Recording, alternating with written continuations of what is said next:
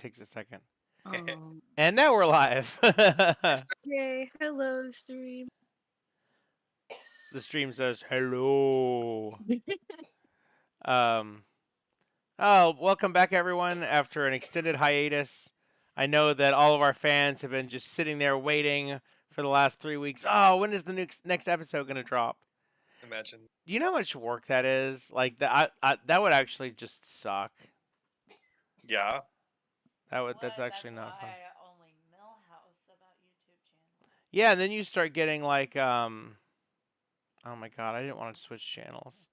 I'm trying to put it on the background so I can watch it and make sure it's on, but God, it hasn't been that long since I've done this. Sorry guys, I won't be here long to cough it up. And okay, when we last left our adventurers, they had arrived at the Wandering Emporium, and you guys did a whole bunch of stuff there. You walked around the. It's kind of like a trader's village, like a flea market situation. And you've walked around most of it and discovered some places to go. But I don't think that you discovered everything. And I don't remember what the last thing that happened. Does anyone remember the last thing that happened? Not particularly. I remember, like, the whole hotel thing. Okay, so I'm going to do this. So I'm just going to say, because I think Jake actually knows what's going on. So I do remember that you guys had just finished up something, and now you're ready to go somewhere, and you're just in the middle of the Emporium, and there's various creatures around you wandering here and there, buying and selling. It's a lively place. And go. All right, guys, that was a constructive chat we had with Mei Fun or whatever that Chinese girl's name was. So it sounds like we're gonna finish up business here, and we'll watch that concert tonight, and then we'll set off for Mad Maggie's this evening, and we'll make sure to be back by the next day to meet up with what's her name, so we can go off and find what's his name. Sound good? Sounds great, and thank Sounds like all the notes I've ever taken ever. Sounds like me not trying to find my notes and recap the last session in 2 sentences.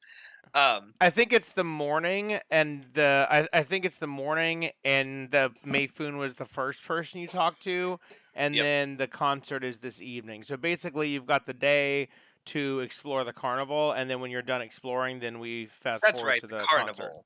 Concert. Right. Not carnival. There is a carnival here. No, the carnival location. That's what we were gonna do, because I remember I think. Oh yeah, you said you wanted to do the carnival before, so you can explore everything. But then the carnival. You said that you wanted to do the carnival first, then come back and do the concert, then go back to Red Ruth and finish that quest. That's the order that you said. We don't want to miss the concert, but we also don't want to dilly-dally and wait all day and be like, okay, it's 9 a.m., let's wait till 9 p.m. That's like my real life. It's like, oh, I've got a concert tonight. Okay, let me just sit here and not do anything and wait for the concert. So we want to do something while we're waiting. And the carnival's here, and we've explored the rest of the village. We've pretty much done everything here we want to do. Unless someone wants to go check out those salamanders, and it sounds like they're like the whole Bell Sport thing. Salamanders. There's a bunch of people you didn't talk to here. Based on my list, I've got salamanders, the poison juice guy, and Icor. Yep. Iker's away. Is there anything I'm forgetting? Those are the only 2 other guys. Zeneth's larva farm. Oh yeah. That was the other thing we were gonna do. Oh, you actually did finally talk to Bernie, didn't you? Nope. Really? No, we were talking about plans to do it, but we were talking about doing it because I said I want to figure out what's going on there, and we were talking about like setting up a plan to figure out the whole brain screw thing, but we never did. So yeah, we've got a couple of things. Okay. I'm afraid the concert. I'm afraid the Witchlight Carnival is going to take a long time, and I don't want to. I don't want to go there and be like, oh, just quick in and out, quick adventure. and we're there for a week, and then we miss the concert. We miss our time with the other guy.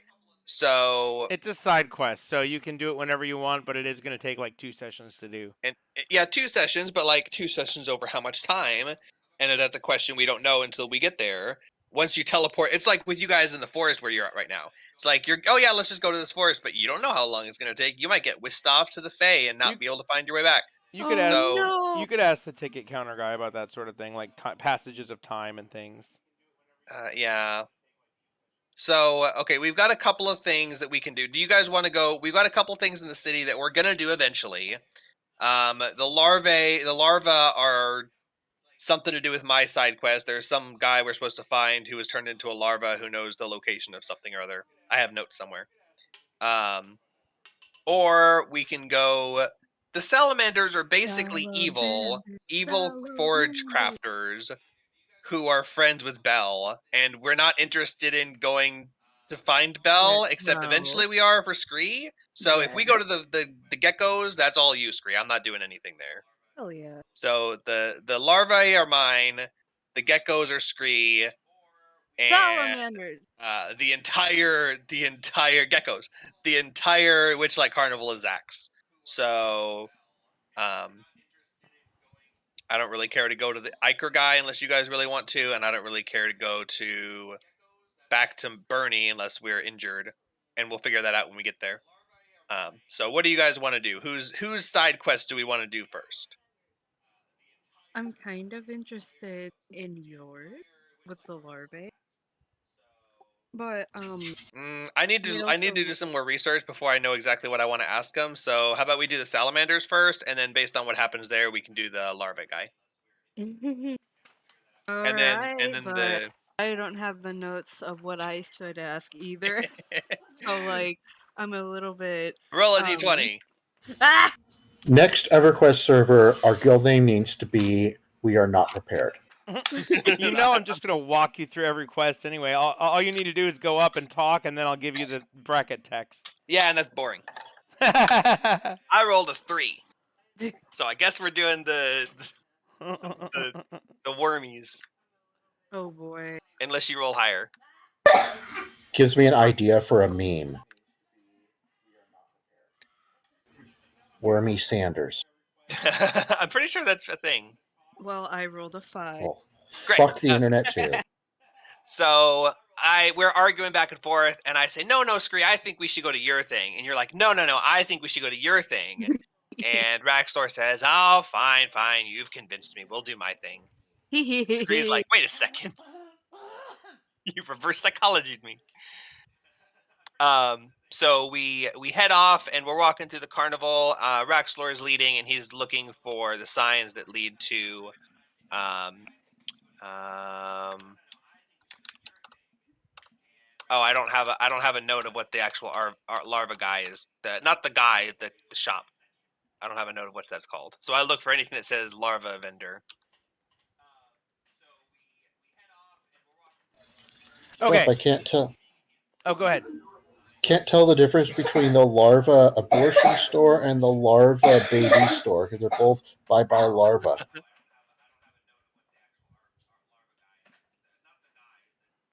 Okay, one sec. I'm getting a picture for you guys. Come in. Oh boy.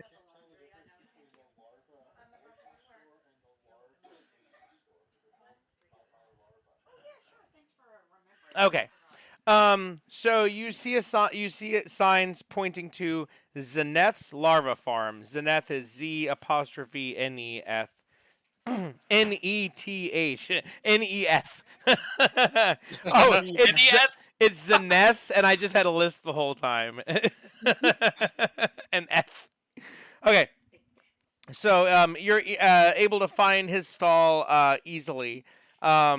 And you enter into the building, and you see a bitter old hobgoblin warlord. And in the building, you see, God, I don't know, a larva farm. A farm of larva. Being farmed. Yeah, I mean, you see a bunch of, like, bins with squirmy, wormy guys in it with faces of various humanoids, and they're all riding around and gurgling. I mean, there's no Mega Rally? Wow. there's no What a description word. text here, so Braxlor looks around. kinda winging it. He says, "Wow, so this is a larva farm. It's like nothing I've ever imagined before, or anyone's ever imagined before. This And- is certainly the first time anyone's ever imagining it." And Wow, that one's a very pinkish looking larva. That's kind of scary. a hobgoblin shouts at you, "Come on in, look around if you like. Any larvae on the shelves are for sale. I'm also buying if you got any." Braxlor walks up to him and he says, "Oh, well, I'll certainly keep that in mind if we come across any stray larva, but I'm actually looking for a particular larva. Do you happen to have the ability to identify what larva might be certain individuals?" "Well, sure, I could check my larva database here." And he slides a computer monitor out from the wall, and he starts typing on the keyboard. "Who is it you're looking for, then?" I'm looking for, and I was told this name, so I'm not 100% sure I'm saying it right, but I'm looking for a larva who used to be known by the name of Severin. "Oh, Severin, yeah, I just got him in not very long ago." Oh, great. Is he still here by chance? He looks at you and says, "Now, what would you be wanting of a larva of one of the greatest enemies of the material plane, I might ask?" Personal business. I'm sorry, I didn't realize this was a question and larva farm. "Well, he's one of the. I mean, I sell all kinds of larva, but you just come in asking for that one, it's gonna raise some questions for me. But I'll tell you what, I'm not gonna probe too much into what you're doing with him. But for a larva so special as that, I'd ask you to consider me request. Not asking you to do a request, but if you simply listen to it and consider it, then I'll offer to sell him to you." Does that come with a discount, or is that simply the offer of sale? Because I can take my business else. No, he doesn't say. There you go. This one unique soul of a person trapped in a larva. I can get that anywhere. I still say, does that I'd certainly be willing to consider your offer, but surely you'd be willing to consider the price component of the cost component of that additional interaction as an honorable shopkeeper. Hold on, I have to tell you how many larvae that he has. He has 7, and one of them just happens to be the guy that you're looking for. He says, "Well, now, I normally charge 1 soul coin per larva. However, if you complete my task in addition to my reward, I'll also give you the larva for free." Well, let's hear the task, and then I'll consider your offer. But sure, I'm willing to listen to your tale. "All right, step into the back here. Your friends may join you if you want. I know how adventuring parties work." Raxlor looks at the rest of his party and shrugs. He says, "It's up to you guys, but I wouldn't mind some witnesses."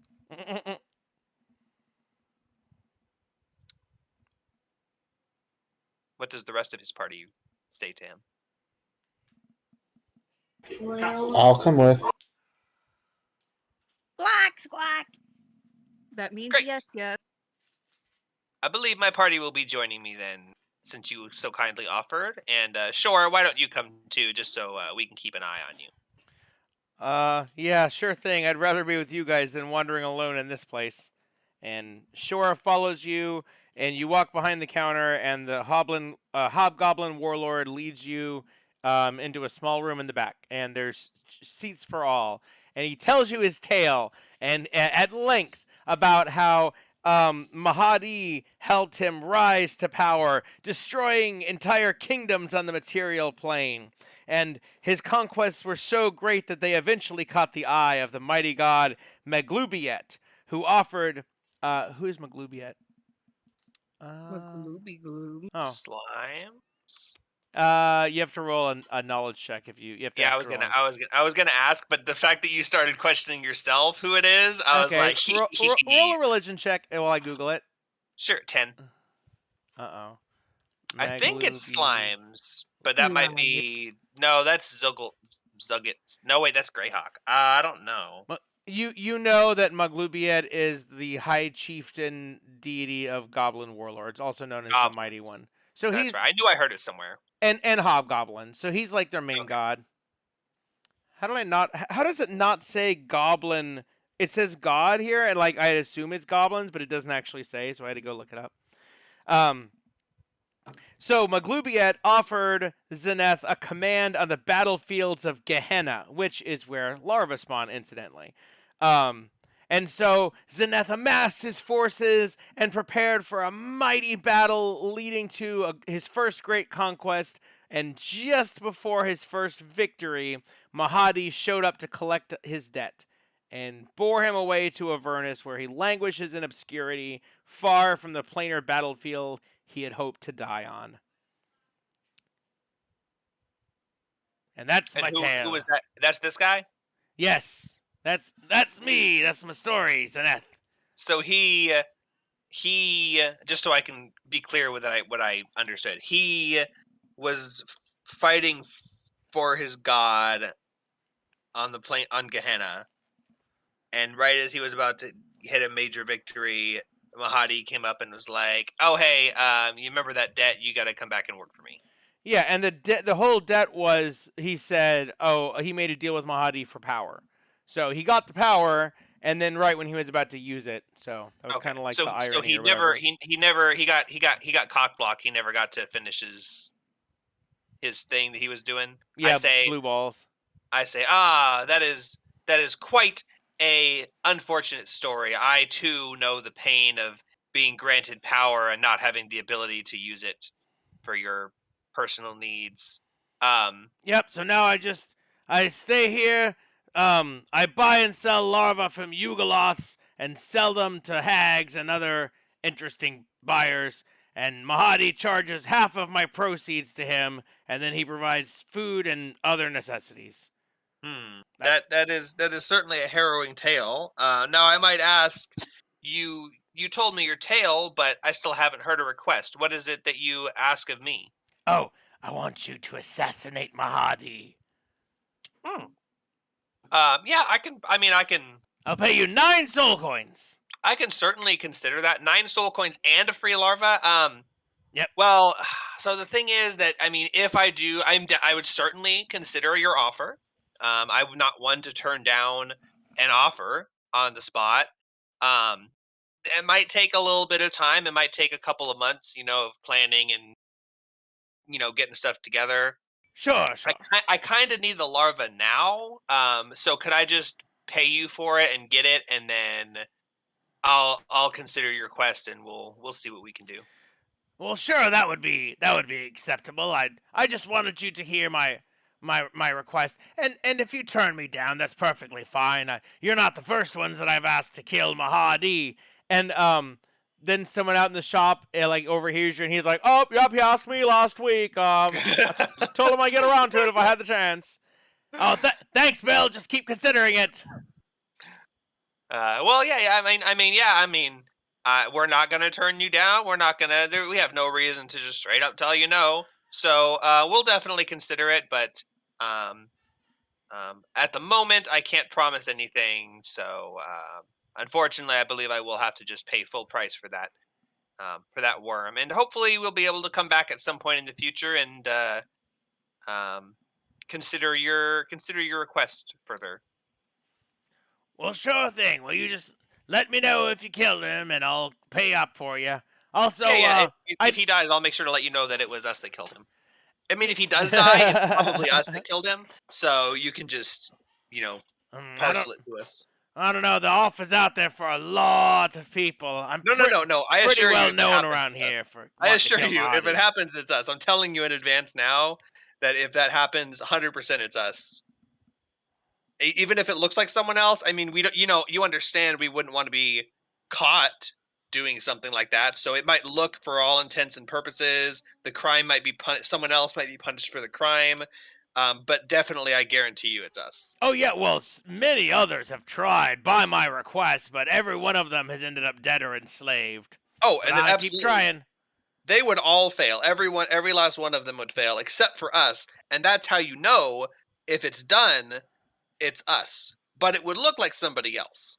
They could take credit for it, but you know that that's not possible. It's only possible for us. So, Well, I'm just saying. I'll keep that in mind. Oh, and I talked to a lot of fiends around here. So if you need any help looking for anything in particular, let me know, and I'll try to help you out if I can. Oh, sure, yeah. I mean, we've got diviner friends, things like that. So I think we're good on that end. But I'll keep you in mind that you have that those connections. So anyway, here's that soul coin. If I could just get the larva. Oh, is there a way? Do you have a way for me to be sure that it's Severin? Um. Do you carry a larva guarantee? Oh, so you can certainly inspect the goods before you make your purchase. And he pulls it out, and it's the face of Severin. And you ask him his name, and he says Severin, and that's the only thing the larvae know is their name, but they don't have any memories, so they can confirm their identities. So just the fact that it says its name, there's no way it could possibly be something else, unless it was like some kind of magic that was concealing it. Yeah. It's not like the larvae can just lie. Yeah, exactly. And all they know is their own name, and they can't come in. Can't really say anything else. Okay. I'm deducting, so you now have 0 soul coins on you. I reach over to Shora and I no, I'll do that. I'll do that in private later. But I'm gonna take one off of her afterwards. But yes, deduct it from me for now. I can deduct it from her. Okay. I mean, that's where it's gonna end up. So the next chance we get. That's what I'm doing, just for bookkeeping. I just don't want it to be like in the middle of the shop. Like if we got kidnapped, boom, right now, I don't have any on me. But in the middle of the shop, I'm not gonna reach into my vulnerable little girl's bag and be like, "Oh yes, my soul coin carrier." So yeah, we'll figure that out later. But for now, it's that's where it's coming from. I don't seem to have everyone else's soul coins marked on my sheet, only my own. How many does it say Shora has? Do you have that tracked? I didn't do any items for anyone. Yeah, I'm tracking magic items on my own, but I didn't update anyone's item sheet on their character sheet. I'm tracking mine. I wasn't tracking Shora's on my new sheet, but I will pull that up. Oh, Shora has 1 now. She had 2. Okay, because I remember how many we had at the end of the session, but I don't remember how many we actually spent. So she had 2. Now she has 1. Yep. And conveniently, 1 is her max. Oh, that seems to be right. Yeah, Microsoft Word disappeared, but Xbox keeps coming back. I Googled how to remove Xbox, and I followed the steps, and it removed it, and then it came back. Basically, anytime there's an update, they just go ahead and pop it back on your start bar. Yep. Yeah, she has a +1 con, so she's actually not soul encumbered right now. Okay. Yeah, I don't remember what all we spent last time. Mine says 3, but I don't know if that's up to date, and I'm not trusting it. So, so I have 1. Shora has 1, and then believe Scree and Zoe both have their max. Is that correct, based on your guys' sheets? Yeah, I have 3. Yep. Okay. Got 2. Cool. Yeah. So he tells you if you're ever looking for devils that have turned good, he might be able to help you out. And he sells you the Severin larva, and now you have a Severin larva, which is 1 part of a 2-part EverQuest. So now you get that plus the golden apple equals key to Vishan's heart. Yep. So I take him. Did anyone have a? We can't put him in a stupid bag of holding because it's limited air. Can we put like a straw? Can we put a straw in the bag of holding so he has air? Severin. Just like leave it open a little bit. Yeah, I guess he does need air actually. Does he? Yeah. I mean, we probably want to check on him. I wouldn't want him to we go like sleep overnight and he suffocates in the thing. Oh my God. I don't want him to get squished either. I asked the guy, I said, do you have like larva carrying cases I can buy? Like Sure. a cage or something? Sure, I've got one right here. And he pulls out a little dog carrier with a little like a shallow platter inside with a little bit of gray slime, and has one of those swinging cage doors with the squeezy locks. I say, free with purchase, like one of those little boxes you get at PetSmart. Fine, but it's cardboard. No, because then I'll have him chew through and it'll be a whole thing. No, fine. He says, sure, since you're considered my request, I'll spot you for free. All right, Severin larva with pet taxi. Pet taxi. And I should have charged you for that pet taxi. You better kill Mahadi for this guy. It's probably easy. I'm considering it. So 9 soul coins for killing possibly a demiplane god. Yeah, we got like 15 for defeating just a random outsider. I say, all right, well, thank you for the assistance and the business, and yeah, we'll certainly be back. Considering that offer. But yeah, all right. Well, we'll see you around. Goodbye. Come back anytime. Will do. Thank you so much. Bye, I mean, bye. absolutely. If I need more, The longer we talk to him, the more he sounds like Big E. Yeah, that's true of any NPC. I can only hold together the accents for a little bit, and I start getting lazy, and Big E is where it all ends up. It all ends with Big E. So we leave the shop, and I do find somewhere a little bit out of the Addo crowd. reductum Big E. Sorry. Sorry for interrupting. I had to. No, that's perfect. That's the official term for it. We find a little spot, and I take Shora's final burden off of her, so her soul is relieved. And I say, thank you so much for carrying those for us. I know it was very taxing on you, so make sure you get plenty of rest the next few days, and as long as we're in town. To Shora. Oh, she gives you her second to last soul coin, and suddenly she feels a huge weight unburdened from her soul, and she seems like she's able to breathe normally again, and she thanks you profusely, and she says, "Please don't make her carry more than one at a time again." But she will. But she doesn't want to. Don't worry. Soon enough, we won't have any need for having anyone carry soul coins. And I pet Balrog gently. And I said, that problem would be long past. Sorry, Dusty won't stop screaming. Yeah, he really won't stop. I'm gonna be quiet for a little bit. Okay, feel free to pop in. We don't mind hearing it if you have something to say. Yeah, Okay. I don't think it's too loud over a headset, unless I haven't really heard it yet. Yeah, I haven't heard anything. Really? I mean, you've been muted, but I also hear it in real life, so it's hard to tell. But it's true. Either way, I don't think it's too loud. Plus, you're Scree, so it makes sense. Yeah, literally. Yeah, it's ambiance. Ambiance. Oh yeah, how come my stupid music's not playing? Stupid music.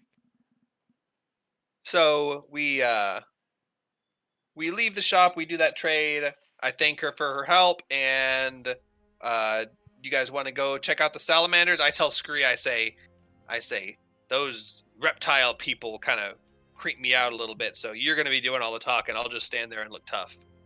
Excuse you, they're salamanders.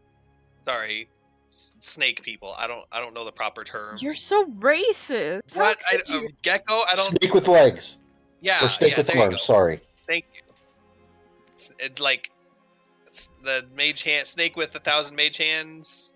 You guys, I can't believe you guys right now. They're all those really? Scale faces. You can't believe us? Okay, I can believe you, but that's just an expression. Any animal that doesn't have fur or feathers is just I just don't trust them. They just feel very, very deceptive. It's like, what are you hiding behind all those scales? can't You're be anything good. close to offending me right there until you added feathers. Yeah. I mean, feathers are. I mean, things can be. Feathers don't hide anything. They're basically just Scales stringy. don't hide anything either. Yes, they do. It's like armor. It's like when you have a tank or what? something, or like it's like when you have a house and it's like covered in sheet metal. It's like, okay, what are you keeping in there? Can't be something good. Well, wouldn't the same apply to a giant rhinoceros then? They have thick hide yeah. and big body armor. What? Doesn't that mean they're hiding some? Oh, forget it. Let's just. We Yeah. know what they're hiding in there. Yummy rhino burgers. Oh my. Yeah, God. they got something to protect, but what do lizards have? Yeah. Anyway, Yeah. you're right. I give But up I halfway through digressed. the conversation and turn to go see the salamander. Rexlor follows. So you follow the signs to Fire Snake Forge, and when you arrive, you see what looks like a machine garage. You see various parts of infernal war machines spread around, and you see almost there a whole bunch of creatures swarming around doing stuff. Oh, And I'm about to show them to you, but I'm downloading all these on the fly. Almost there. See, if I had D&D Beyond, which is where I'm downloading this from anyway, then you just see them there. They just be right there. I'm gonna totally check it out.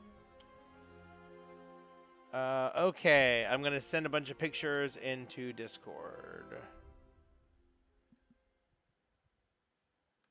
Okay, so let's start with the proprietors, which are salamanders, which look like that, because it's the mythological salamander, not oh god, now there's a YouTube commercial playing. oh boy. This is what happens when I let my stupid thing lapse. Wait, no, not that one. One sec. There we go. Okay, Discord. Okay, so that's the salamanders. Fantasy salamanders, not lizards. And you also see 8 of those guys. And They're still 9 kind of lizards. and 9 of those guys. Yeah, kinda. What are the other guys doing? And what are the salamanders doing? There are 3 salamanders, and they're the ones that run the place, and they're the ones that are about to greet you. And then the other guys are workers, and they're running around the shop. This is so loud. There we go. Okay, and the three salamanders approach you, and the first one says, "Looks like we've got some customers, Skids." And the second one says, "It does, Rash. Welcome to the Fire Snake Forge." And the third one says, "My name's Slag, and I'm the leader around here." And then the first one says, "No, I, Rash, I'm the leader." And the second one says, "No, I, Skids, am the boss around here."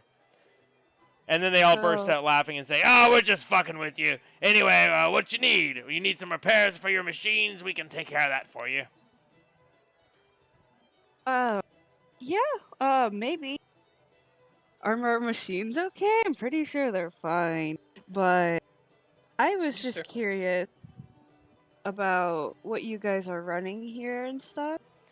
We make weapons, we make armor, we repair infernal machines. Oh, okay, I see. Maybe even custom craft some wares if you're interested. Oh, what kind of custom crafted ware? Well, if it's custom, that means you're coming up with the idea. Okay. I know they all have the same voice. I don't care. Fuck off. They're salamanders. I guess I should That's do. how It's hard to tell the difference between them. I don't know who's speaking, so I'm assuming all 3 of them are speaking. Whoa, it's hard to tell the difference between them. Oh, Wow. Wow. Shut up. Salamanders are not all the same. I should probably do like more of a snaky voice for them, but I mean, There's so it's not what you're getting. many. Anyway, I heard you guys used to be associated with Belle. I was kind of curious about it. If you guys mind sharing. Well, all three of us worked together in Bell's Forge, slaves for him, as are all workers there. We made a deal with Mahadi that he would free us from the forge and bring us here. But as payment, we had to be his slaves. But I guess it's still better working on miscellaneous things here than the oppressive nature of Bell's Forge. So we're happy to be here, but well, we're just slaves here, just like we were there. What is Bell's Forge like? Well, if you want, we can tell you how to get there. Oh, please do. We would love to know. And the middle one says, "No, that's not very nice at all." And he looks at you and says, "Yeah, he's right that we can tell you how to get there. But if you think that walking up to Bell's Forge is gonna get you anything but dead without a proper letter of introduction, then you've got another thing coming." Huh? I'm sorry. He just thinks that it's common knowledge that you can't approach a devil lord without some sort of something make it worth their while. Why, but of course, we don't plan to go see them for a while. But if we ever plan to, then it would be very convenient to know. And of course, we'll be proper about it. We're not just gonna march on up there like, "Hey, Belle." That's not what we're doing here. Well, if you're thinking of asking us for a letter of introduction, then I'd say that we're definitely not on his good side. You need to find some very powerful being that Bell respects, who asks him to speak to you as a personal favor to them. So getting there is not the problem. Getting to talk to him without getting killed on the way, that would be the issue. I see. Hold on, writing this down real quick.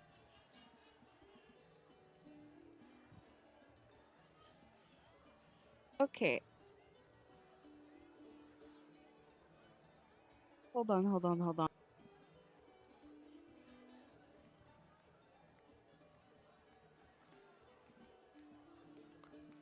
The suits of animated armor are banging hammers and turning wrenches and climbing around various machines.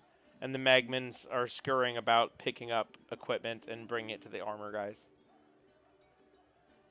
They climb up to the top of a shelf and grab a tire and drop it down and then roll. And they're popping it on a war machine. It's like a car mechanic.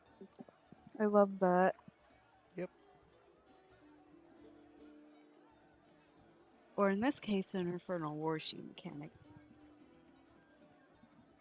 Anyways, just give me a moment, because Betty needs something. Oh, okay. I'm sorry. That's fine.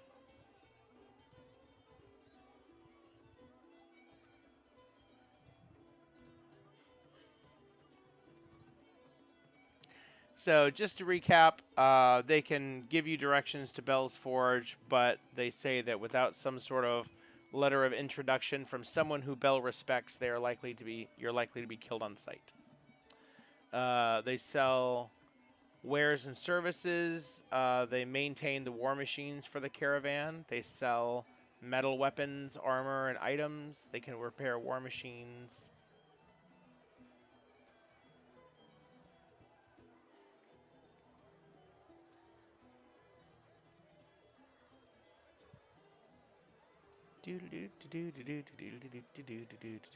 I have music playing on my stream.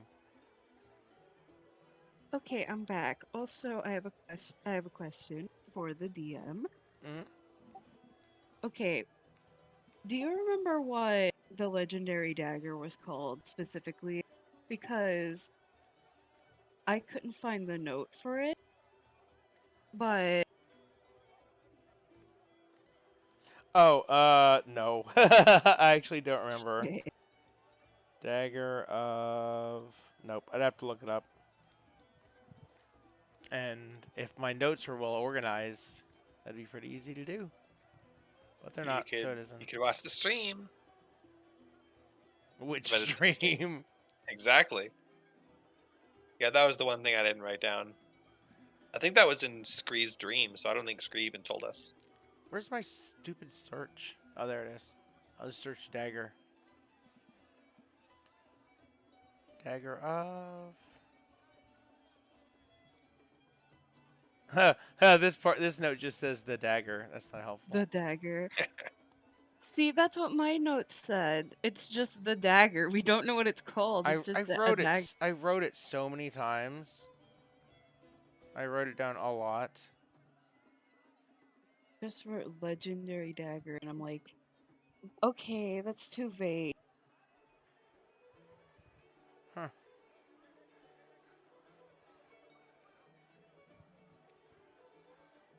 Raw fan. You don't Dagger have to put Rocket? on the red light. You thought half. Oh man, you beat me to it. Although I was going to say it with a lisp. So that's Dagger of Rothan. Yes, they know that that dagger is normally kept in the lowest layer of hell in the tower of Asmodeus himself, but it's on loan to Bel for a special event that's coming up, and he's going to be showing it off to everyone. Oh? And yeah, you're not thinking of stealing it, are you? That sure would humiliate No. humiliate I'm thinking Bel. of we're just going to the show. Of course I wouldn't be stealing it. What do you take me for? Some thief? Of course not. I'm being sarcastic. Yeah, But a they thief. can't help. If there's anything, a thief he ain't. That's the one thing he could never do is trick or deceive anyone. Uh-huh.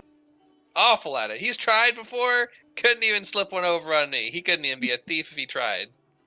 Well, if you are, good luck. That'd be pretty funny, but you might want to be prepared to kill Bel at that point. It would be a little bit funny.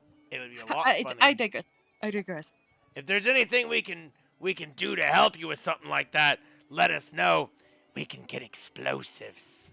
Oh? Hey, Well, want to buy consider me interested. Want to buy some shatter sticks? Ooh, shatter stick? What do those do? Dynamite.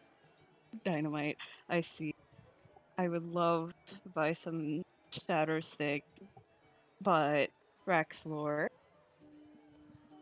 Oh. may I go ahead and get some shatter sticks? Oh. Your money. Cool. Unless it costs soul coins. That's, Alright, I'm not the party treasurer. I just don't want us to be using our one fuel source to buy stuff. okay. Yeah, look well, at your guys- character sheet. I'm looking up to see how much they would be. Because this book is so well laid out. Hey kid, want to buy some shatter stick? That sounds like some sort of cool new drug. Oh my gosh. So, are you going to use them to blow up shit in Bel's Forge? You better believe that I am. You guys have convinced me. Now I want to do some funny prank, and that dagger looks like it might be the center of my very funny prank.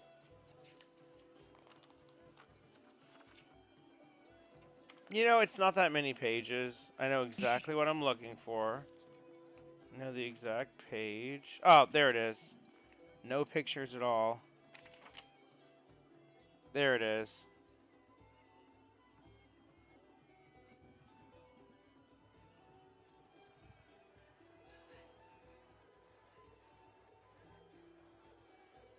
Hmm? I don't know, like 50 gold. I hate this All book. right. Hate this book. Easy. Easy money. I can't even tell you how much they are, so I mean how many there are. I can tell you that they're 12 inches long, 4-pound stakes made of blue-tinged infernal iron mined on Caenia, the 8th layer of hell. Wait. Are you implying that a Wizards of the Coast source book is not organized in a fashion that makes sense? I have to flip back to like the quest pages. It's not even listed with the forge. Well, why would it be? I mean, that would make sense. So they better do better with 5.5e.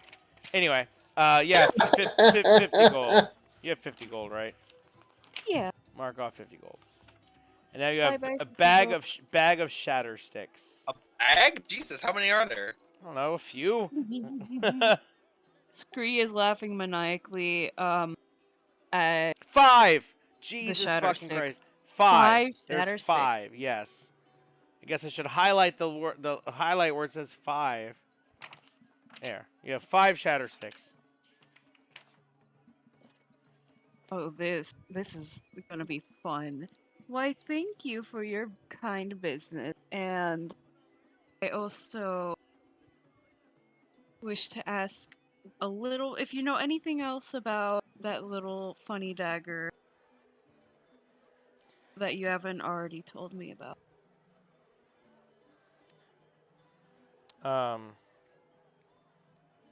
Nope.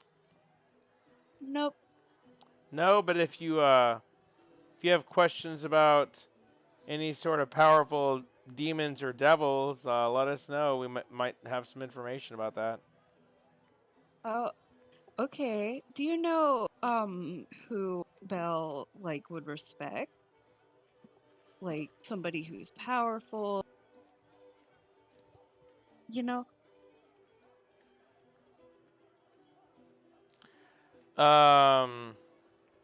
Red Ruth or Mordenkainen. Or Mephistopheles. Yep. Oh, okay. Hold on, right.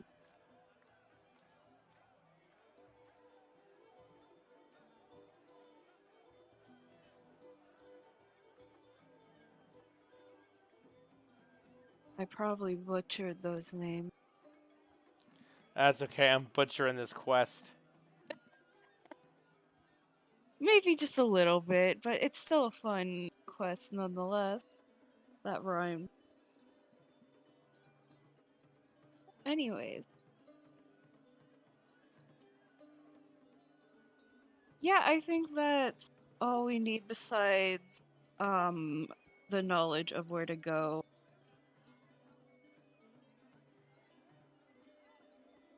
Okay. Cool. Hold on. Come back and let us know if you need anything. I'm not saying anything because Jake told me not to. Jake told you About not what? to. I mean, don't, but about what? To not just volunteer information if I'm not being asked for it. Oh, yeah, no. I mean, if they, as NPCs, have information that they would be volunteering to random adventurers or based on the course of the conversation, but if they have something that's like completely unrelated that just happens to be related to our quest, then they shouldn't just be start blabbing about it. Yeah, no. Well, okay, I just want to make something clear. You cannot find out where Belle's Forge is and then go to Red Ruth and ask to get a letter to go see him and skip over getting her powerful demon blood. Just to be clear, that's the main MacGuffin for you guys right now is the blood of a powerful outsider. But, since this quest sucks, and by which I mean the main quest of the book, it's like, yeah, no, you can. So it's like, oh, cool. So these guys know where Belle's Forge is, and then Red Ruth can write us a letter of introduction. So let's just go. So we can just skip over the main thing. No, you still need that. That is a barrier. Yeah, I mean, she requires the blood to do the divination ritual. But if we ask her, oh, hey, you know what? We figured out a way to get there without you. Would you mind just writing us a letter? I would assume that she would be a little bit frustrated that we went around her back and be like, yeah, sure, but I need something from you. Guess what it is? Yeah, That'd be totally reasonable. Yeah, there'd just be another reason for it. So because you've gotten this much information, I just want to go ahead and bullet point for this for you.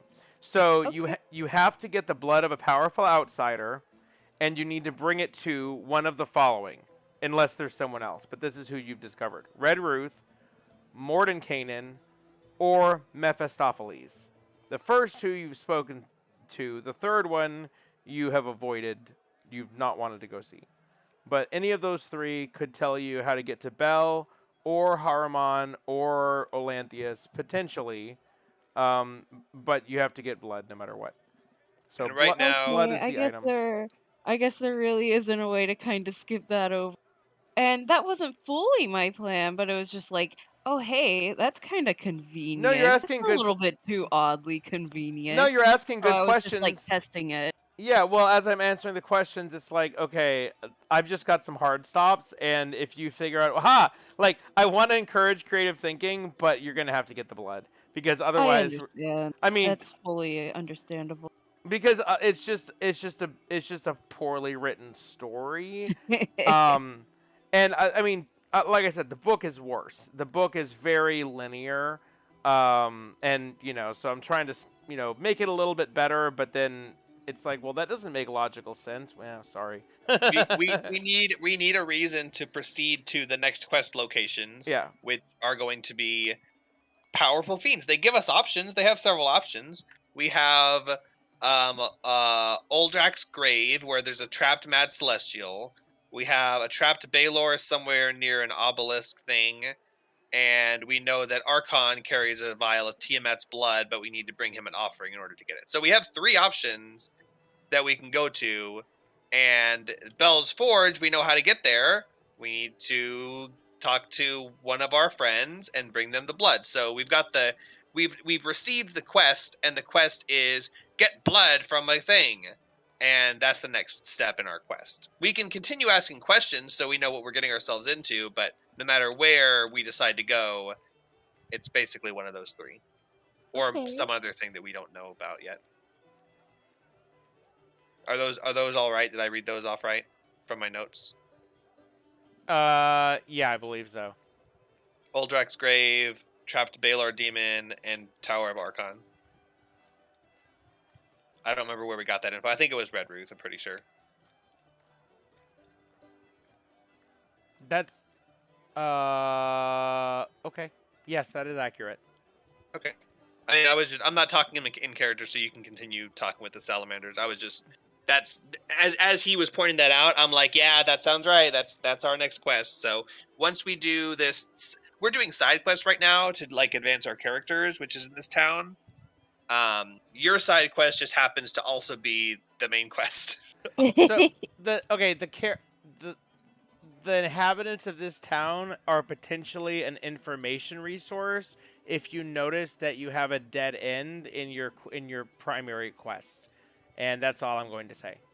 Yeah, and we don't really have any dead ends. We just kind of have question marks. We kind of have the ideas, but we probably need to find out where they are. Gotcha. But I don't think we've really decided which one to go for yet. You've still got other stuff to do, so you're not in a rush. But if if you leave here without getting certain information, then you might go. You might get to a point and go, oh, wait, we never found a powerful outsider. Okay. Well, I'm gonna wrap up with these salamanders. Okay, you have a bag of 5 shatter sticks, and you know a place that you could potentially get some information. Also, you know what they buy and what they sell here, so if you're looking for that sort of equipment, then there it is. Well, thank you, salamanders. I forgot their names, man. Rash, Skids, and Slag. Thank you, Rash, Skids, and Slag. You're welcome. You're See you really soon. cool looking. I like your name, man. It's cool. Skid. I just like saying Skid. Every time you say skids, Rex sort of gags a little. And it's like mimicking their voice because Scree hasn't heard the word skid before. Kind of like how Axe in Animorphs repeats word. Scree sometimes does that with mimicry. But Oh yeah, anyway. you can mimic any of the things they've said. So now you can say a bunch of things in their voice. So their Oh, yeah. their voice kind of sounds like hollow and echoey with like the roar of fire in the background. That is cool. And I can mimic that now. But anyway, thank you for your business, and I bid thou farewell. Fuck. Farewell. Goodbye. Okay. Bye-bye. All right. And Well, I sounds actually like we got some pretty good information back there. Yep. Yeah, unfortunately, I think we are gonna have to at least talk to some kind of powerful outsider. I don't think we're getting around that one. Unfortunately, it sounds like they're one way or Yeah. another. All roads lead to that.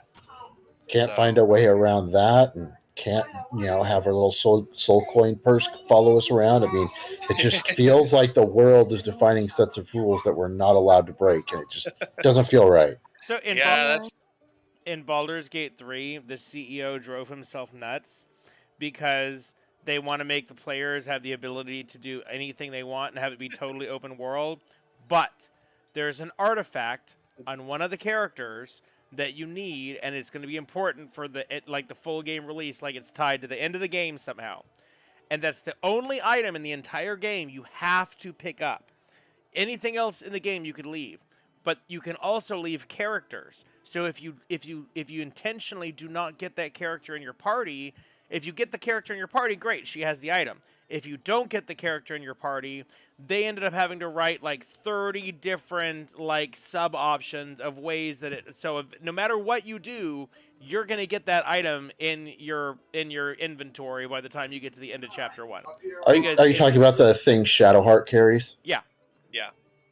Yeah. You have to get it. And like normally we're like, oh sure, more party members, oh sure, more items. But they wanted to make a game where you can do anything you want, but that includes totally passing up the One Ring. It's like, oh look, there's the One Ring. That's okay, I'll just walk past it. As if anyone is not going to put haughty Shadow Haughty in their group, Right?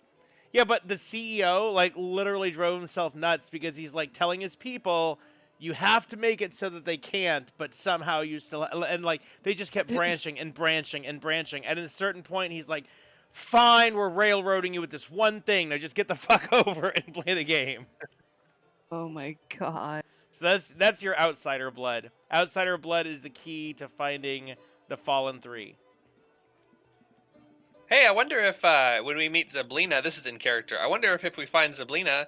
I wonder if we can use her blood. I'm pretty sure Fae are outsiders. Huh. Maybe. Aren't we outsiders? Technically. No, we're insiders because the cosmos is racist, and outsider refers relative to the material plane. I'm pretty sure actually Fae aren't outsiders, but still, she might be. We could try. Wouldn't hurt to ask. Wait, couldn't I just call in a Fae? Oh my god, I have a Fae companion I can summon. Bingo. Has to be a powerful outsider. Bingo bango. I don't think your Fae companion qualifies. It's like CR 19 or higher. Yeah. It's not going to be something we can defeat or befriend. It's going to be more like something we can convince or pay. But yeah, so, alright. What else do we have? We still have the Ikers away. Did you guys want to go check that out? Sure. How about Zoe does that interaction? You're the one, Zoe. You have the most experience with that demon Iker. How about you talk to those guys? That kind of creeps me out. What am I supposed to be finding out with the demon Iker? Nothing. Just there's a shop and you can talk to them and just socialize, chat them up.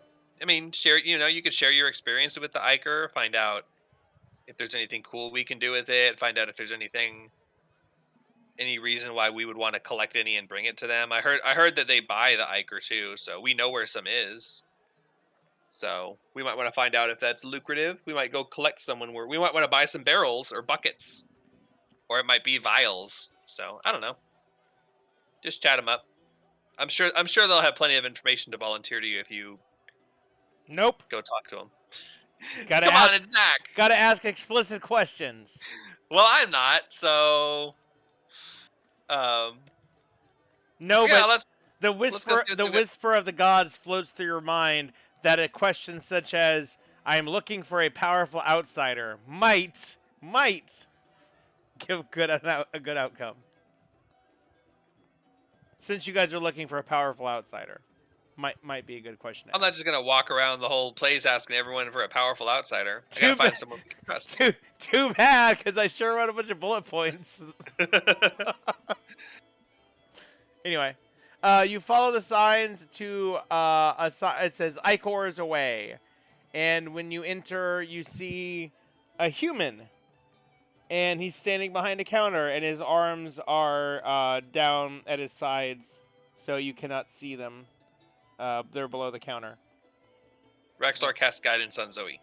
And he says, "Oh, come on in." I'm doing the same voice. Give me another voice to do.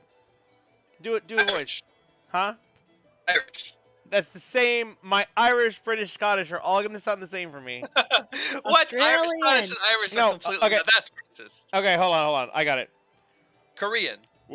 Oh no, you don't. No. I see what you're trying to do. He says, "Hello, welcome to my business. Come on in. I collect and sell flasks of demon ichor." Interesting. Besides glowing up one's head, what else would you do with ichor? Oh, God, this is so. The stuff they want you to roleplay on this. I don't know how to roleplay this. You notice that he doesn't have any ears on his head. And you notice that he's staring at your lips as you're speaking. That seems a little unrealistic that I would notice he's missing ears. And then he begins to gesture with his hands, and you see that his arms are on 5-foot-long tentacles with fingers at the end. So he has a 10-foot reach instead of 5 foot. And he's signing to you. My orifices automatically clench as a reflex. Rexlor signs. I speak sign language. He signs back to you, and you have the conversation in tentacle sign language. Rexlor doesn't understand what he's saying, and he shakes his head, and then he just signs, "I understand sign language." But it's like really halting and not very good, and very clearly. That's the only sentence I've learned. I mean, so he doesn't have any ears, so he's deaf. But it says he relies on lip reading and hand gestures. So I guess he can read your lips.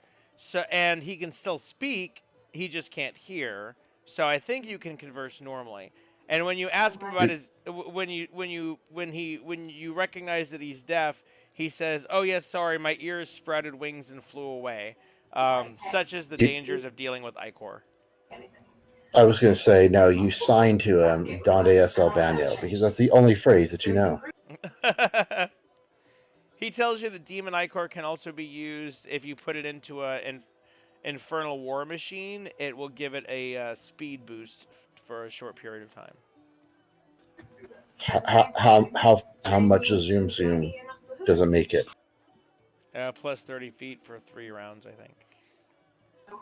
Interesting. What else can one do with it? Only the wizards know. That means the DM doesn't know. How much do you need to do a zoom? Is it based on how much and duration, or is it a flat amount? 1 flask. Flask? Did you not know about the zoom? Are you just now learning? Okay. You did. No, that was what the pig guy put in his war machine. Does it have to be refined, or it's actually 30 feet for one. It increases your speed, the vehicle speed, by 30 feet for 1 minute. And no, you can collect it from if you find puddles of ichor. Shit. But be careful because you could have issues like me. And he gestures at all of his weird body. Oh wait, I point to him and I say, "Can that happen to anyone who comes in contact with demon ichor?" Yes. I look at Zoe and I cover my mouth and I say, shit. I got really lucky. Oh, you mean of his stuff?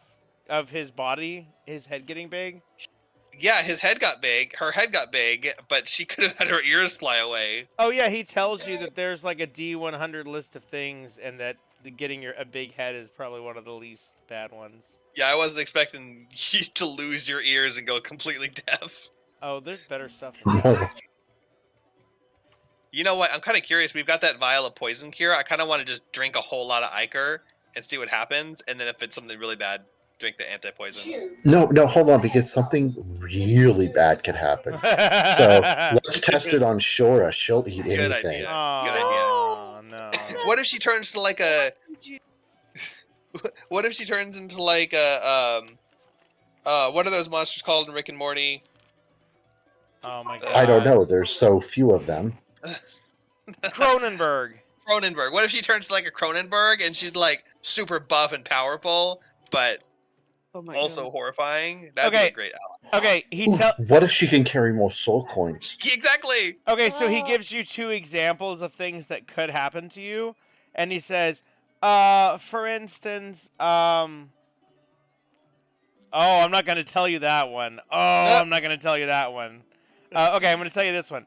One of your legs grows longer than the other, reducing your walking speed by 10 feet. Oh god. Okay, but here's another one. Your skin becomes covered in scabs, granting a +1 bonus to AC, but reducing charisma by 2. Hmm. Oh, here's one. So what Your arms and legs switch places, making you unable to move except by crawling. Wait. Are you telling me that Dr. Nick was not responsible for that man, Mr. McGregor? The leg for an arm and an arm for a leg? Nope, That was just not demon his ichor. fault. It was just Demon Ichor. Some of this stuff is beneficial, but I'm not going to tell you that one. So, like, here's the strategy. Get a bunch of Demon Ichor and some of those potion cure things. Slather it on until you get the good effects, and if you get the really bad ones, cure poison, and then continue. You know what? If we get some downtime, that's the plan. You only have one shot of the cure, though, so you'd only be able to do that once. Well, yeah, but, I mean, now that we know it's a poison, cure poison probably works on it. I bet it doesn't. I I bet we it can find out. doesn't. I bet we can find out. We've got the Ichor. We can test what cures it because we can infect it and then try things that cure it. And if we don't figure it out, we have the backup. Oh my god, this campaign is going to get side railed, and it's going to end with us here at the bazaar opening up our own CDC. Remove spells that remove curse should cure you as well. Okay, there you go. That's a second level spell. So we get 3 rounds of rolling. God, I actually want to try that. Oh God, hold on. What level is remove curse? I guess I'd let you do that. I mean, why not? Yeah, If remove curse just straight up removes it, we can spend a day Nick, of downtime. are you regretting letting us go to the Ichor store yet? Ikora. I like IKEA. No, but I'm definitely not reading you any other of the effects because I'm not encouraging this. We're gonna find out. Raxtor says, "Thank you so much for the information." He signs "Thank you." I know how to sign "Thank you," and then he signs "Have a nice day," but he kind of does the wrong motion for it. But it's obvious enough that that's what he's saying, but it's not like super clear. But he's trying. He says, "Okay, come back if you want to buy or sell any Ichor. I buy for 100 gold and sell for 25." Yeah, we have our own stash though. Thanks. Bye. Oh, did anyone was that? I mean, Raxor just starts like walking out, and then he realizes that no one else specifically said they were done, and he just waits by the door. Oh, yeah, I'll walk out then. Well, me too. Raxor turns to make sure his mouth isn't facing the door, and he says, "Wow, that was some really good information we got in there. That sounds like a great plan. So we should actually probably bring some flasks next time we head out in case we come across another one of those Ichor fields, so we can collect some of it. Because I ain't paying those prices. He also buys. We need to find a store that sells flasks, then, don't we? Yeah. Those lizard guys probably have like metal flasks we can buy. On your way out, he says, "And if you ever want to know about powerful demons or devils, let me know." Raxor waves his hand like dismissively, but I'll like acknowledging but dismissively. Like, yeah, thanks. One day you guys are going to be going, God, where can we find a powerful devil or demon? You didn't give us any hint. You didn't tell us where we can find it all. You didn't have any NPCs that could help us. We basically asked every NPC we saw if they could locate a powerful outsider for us. I mean, we've got other business to attend to, but we know we're getting to know. You don't just walk into a city and just start asking everyone. I know it's The written main down. question. You'll get to it eventually. Okay, this is good information for somebody like me to know. Yeah, I'm That just you pointing don't out. walk into a city and just start asking everyone. I'm pointing out that I'm doing better by keeping things from you until you ask for them. And it might take months, but eventually you will. Actually, when I was reading over this, I'm like, wow, I'm glad I took notes because I don't remember half of this stuff. I like to be able to decide who and what I engage and ask. I don't want just every single NPC to further the story. Yep. It's like when you're trying to do a side quest and you're walking through the city, and then every NPC you come across is part of the main quest. You're like, damn it, I want to find the side quests. I just want to vendor stuff. I don't want everyone to be part of the main story. It's kind of like everyone has information, but you decide who you want to talk to. So if it just happens to be the first person you talk to, it's like, oh great, so my decisions don't matter. It's just every single person, just whoever I end up talking to. Because you're going to get different info, and then when you need it, you'll have to decide who to ask. Yeah, now that we have a list of NPCs in the city, we know who we might want to inquire more later, but we've got other plans we're going to do. We don't need to continue the story right now. We've got a side quest. Mm-hmm. So, now I will ask you, I think we've exhausted everything in town. Was there anything else that we are already aware of that we haven't explored? Nope. So you've been to Infernal Rapture, the Fireplace Forge, Bernie the Barber. From here to wait, did you do from here to Avernus? What's that place? I don't think so. What is that? Oh, that's the Soul Coin Exchange where you can. Yeah, we don't do that right now. Wait, you didn't? You haven't been there though? You just because you that's the place where you can buy soul coins for gold and trade them. Yeah, we haven't done that yet because we have just exactly enough soul coins, and we don't want to trade for more soul coins, but we also don't need soul coins. Someone told you that you can do that there. Someone told us, but yeah. Okay, and so that's the only place you haven't been. Then you did Iker's Away, the Larva Farm. Well, you haven't been. Mahadi has a tent if you're looking for him, but you've talked to him several times. But if you're looking for him, you can find his tent. And then the carnival. Yeah, the theater, which is not on right now, and then the carnival. Okay, so do you guys want to go see if we can check out the car? I mean, we can back out if it turns out like it's going to be some big deal. We don't have to go straight into it, but we can at least check it out and find out. We can find the entrance to the instance, and then we don't have to do the instance once we get the instance quest.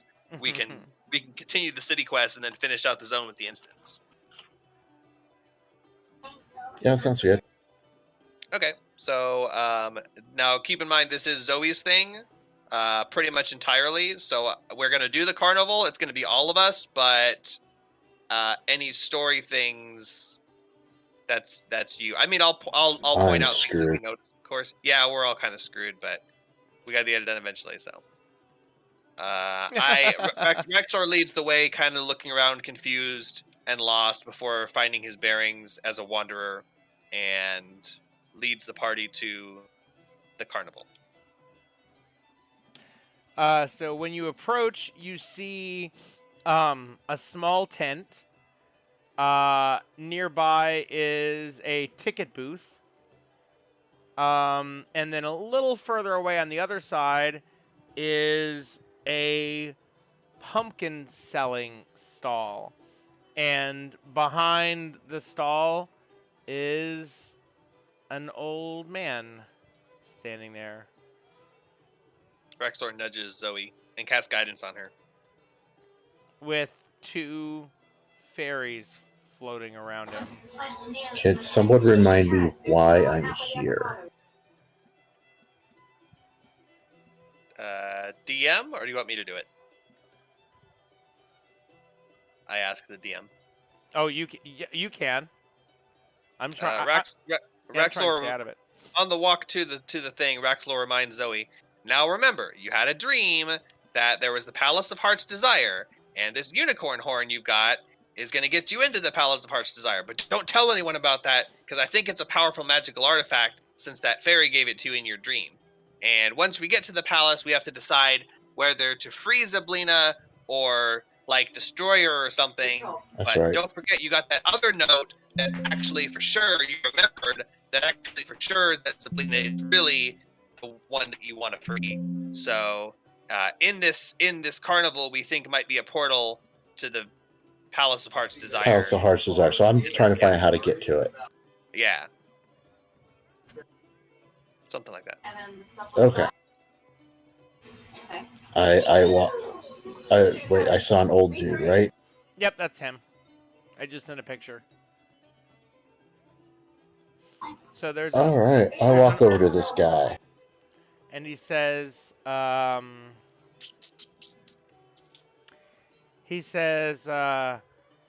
there, welcome. Would you like to buy a pumpkin? These are from my farm. I grow them myself. Maybe. I'll think about it. Is there anything special about these pumpkins? Yes, they're very special. And he tells you about the pumpkins, and I have to pee and also get another book. So AFK a second. I have to pee too. He's gotta go. Nick's like, oh crap, he asked about the pumpkins. Well, that's a whole other bound volume I have to search through. No, he's finally got to get to crack open the Wild Beyond the Witchlight book he's been waiting to this whole time.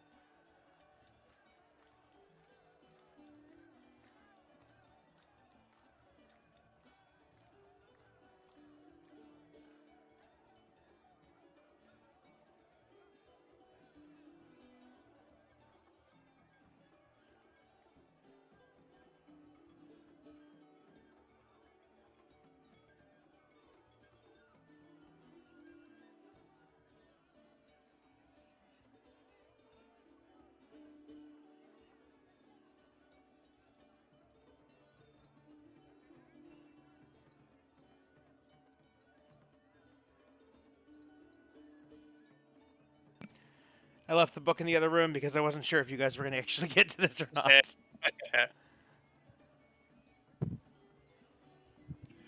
Is Will AFK? Yeah. They also went to the bathroom. That's what I thought.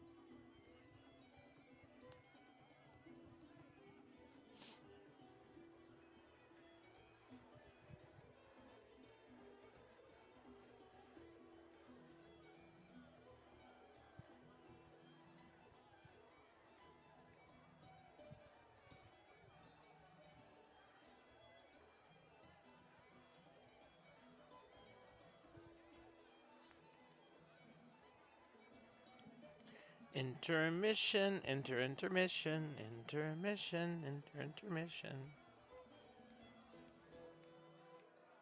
Let's all go to the lobby. Oh, that's what I was gonna sing. I couldn't remember how it went though. Ha. You beat me now. Tie 1 for 1. Hey Zach, roll a d8.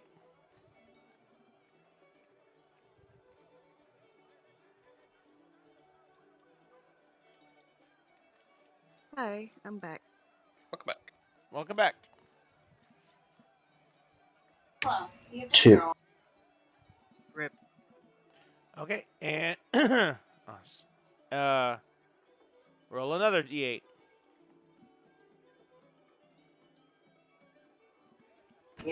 2. I knew that was going to happen too.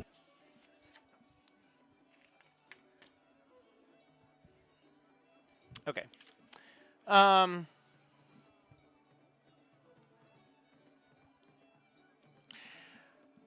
Jesus Christ. All right, so the old guy. Hold on. 2. Okay, so the old guy looks at you and he says, "Oh, what? I can tell that you are also a warlock of the Archfey, like I am. My name is Madrick Rosloff. What is your name?" It's Zoe. Nice to meet you. "The pleasure is mine. I live most of my life on a giant pumpkin farm, sharing my rustic farmhouse space with rodents and pixies. My adventuring days are behind me now." And he looks quite old and frail. But he says he's delighted to make your That's too acquaintance. sad. He says, "I've acquired many treasures and made many important contacts during my lengthy adventuring career. I would like to pass the treasures I possess and the favors I am owed to you. In exchange, I ask that you travel to Prismere, a domain in the Feywild, and find out what fate has befallen the Archfey that rules it. This Archfey, Zybilna, is my patron and inspiration, the source of my power. I have Oh, been hold on. okay. Travel to the which one? Prismere. Prismere.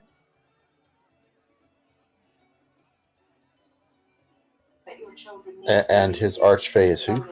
Zybilna. Zybilna. Sorry, thank you. Mm-hmm. I have been unable to contact Zybilna for the better part of a year, and I fear something terrible has happened. My adventuring days are over, but Zybilna has been good to me, and I would like to know she is well before I take my leave. Every 8 years, our world is visited by a traveling extravaganza called the Witchlight Carnival. It recently returned and is camped here.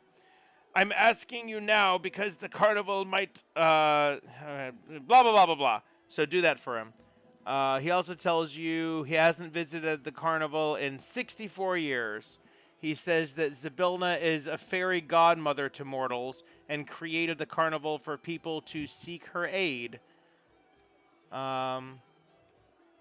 He also tells you that the owners of the carnival purchased it from an Eladrin 100 years ago, so they're not the original owners.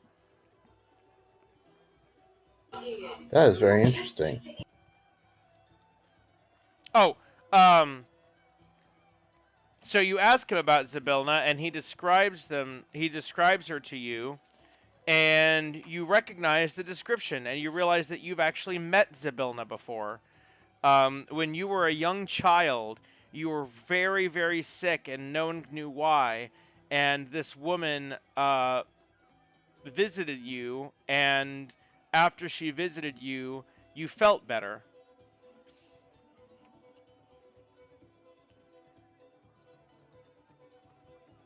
But also, when you were a child, you lost the ability to smile.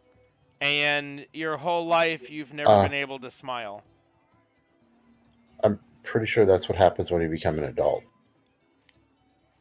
No, you lost it as a child, suddenly. and I know. I was talking IRL. and it was totally undescribed, and I mean unexplained. So you lost your smile, and you realize that you've met Zybilna before. When he describes her. Oh, was that the illness I had? No. Oh, you mean I still can't smile? Correct. Has Raxlor seen Zoe smile since he's met her? No. Interesting.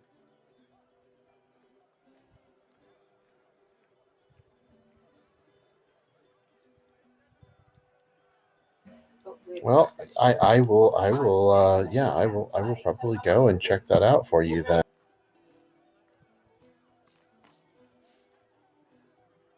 God, this is. Wish this stuff was laid out better.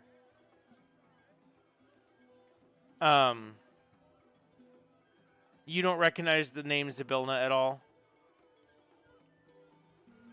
Not offhand. It's your person for your quest. It's the key of your entire quest. The person who's trapped in Heart's Desire. It's actually Tasha, the Seelie Queen. Yeah, that part. You know that? The MacGuffin.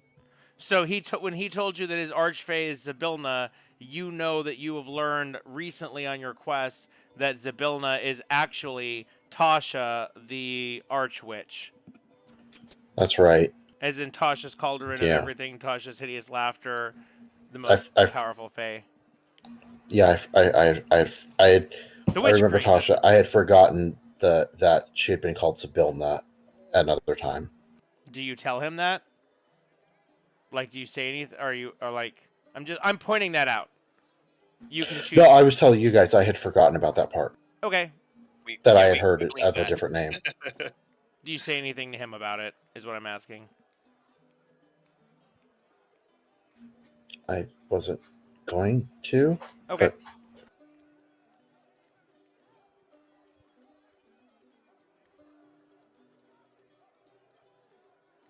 Raxlor wants to try and talk to the fairies while Zoe's busy. He tries to talk to the fairies and Sylvan. He says, "Hey, hot stuff, what's up?" Oh my god! You know it doesn't even it's in the picture, but it's not addressed at all anywhere. So role play with me, DM. No, I don't want to. Raxlor looks dejected that he tried shooting his shot and he got turned down by these stuck-up PCs. I've got pages for this guy and nothing about his stupid little fairies. I'm guessing they're his Don't warlocks have patrons or something? I mean, not patrons. Yes. Like, why does he have fairies? Are these fairies? Are they familiars? I don't even know if probably just buddies. They could be illusions for all we know. I was going to ask him. I was going to say, ask him out of curiosity. Have you heard of the Palace of Heart's Desire? He says, "Oh yes, that's where Queen Zybilna resides. It's a fairy tale castle that people would travel there to have their wishes granted."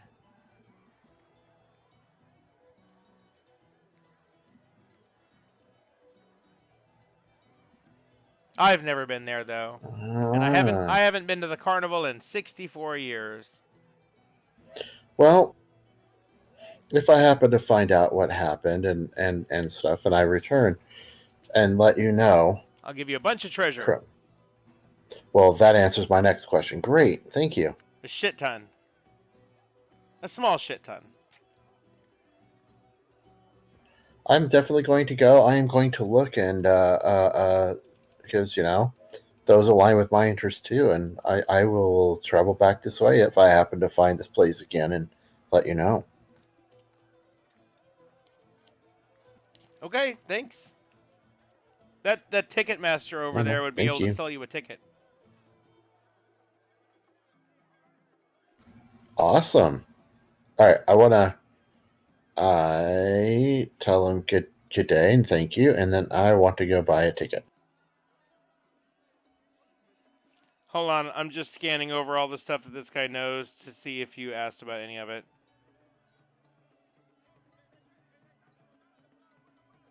Oh. I guess I said everything. Okay. Nope. See, Jake, I'm doing a good job. Yeah. Not my side quest. Okay, so it's a little wrinkled goblin guy at the ticket booth, by the way. Are you approaching it? Yeah. You approach it, and he says in the same fucking voice, "Well, now, welcome over to my ticket booth here." He says, All right, is Melchizedek or whatever his name it was standing around here somewhere doing all the voices and illusions again? He says, what tickets, because what kind of tickets are you looking to buy? I sell tickets to the Witchlight Carnival, and there's also a concert tonight. I'm interested in tickets to the Witchlight Carnival. Okay, then, and what's your name, please? Zoe. He says, "Oh, Zoe, I've been waiting for you." And he reaches down and he pulls up 4 tickets. And he says, "Here you go. Here's your 4 tickets put on hold for you." We just get the ticket. What about Shura? Here are 4 free tickets. Well, I take the tickets, but maybe I'm having problems with the math. Yeah. Do the math real quick out loud for us.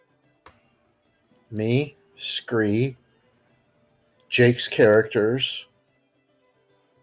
Characters. Characters. For some reason, I was thinking you had 2 characters on this one. That's what I do. Hey, Jake, you can run Shore if you want. No, I'm good. Fine. Thank you. Okay. I take the tickets. I recount for like 4 times in a row because I'm obviously not very good at math. I mean, I wouldn't be worshiping the Fae if I was. And if I could remember where I was or what I was doing at any point in time, you're like, wait, that's why you always play characters who don't know where they are because they're drunk or interested in the Fae world. Okay. Awesome. And then, hey, were you guys interested in the what were the other tickets for? Concert for Moz, the singer, the demonic singer. I hear it's supposed to be a really good show. Wait a minute, hey, who bought these tickets for me? Why were they waiting here? Ah, yes. Well, that was a mysterious benefactor, and they asked that when you enter the carnival, that you meet them at the feasting orchard.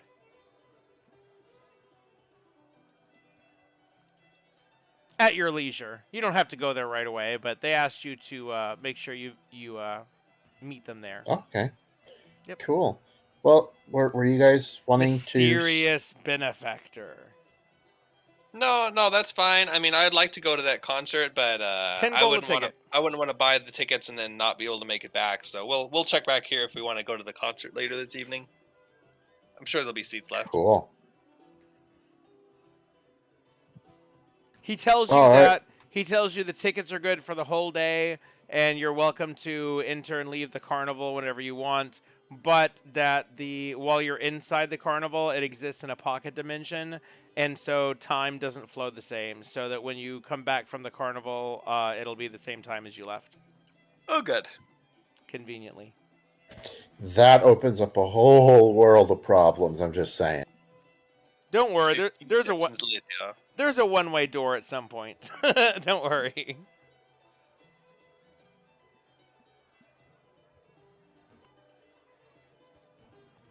Well, thank you very much.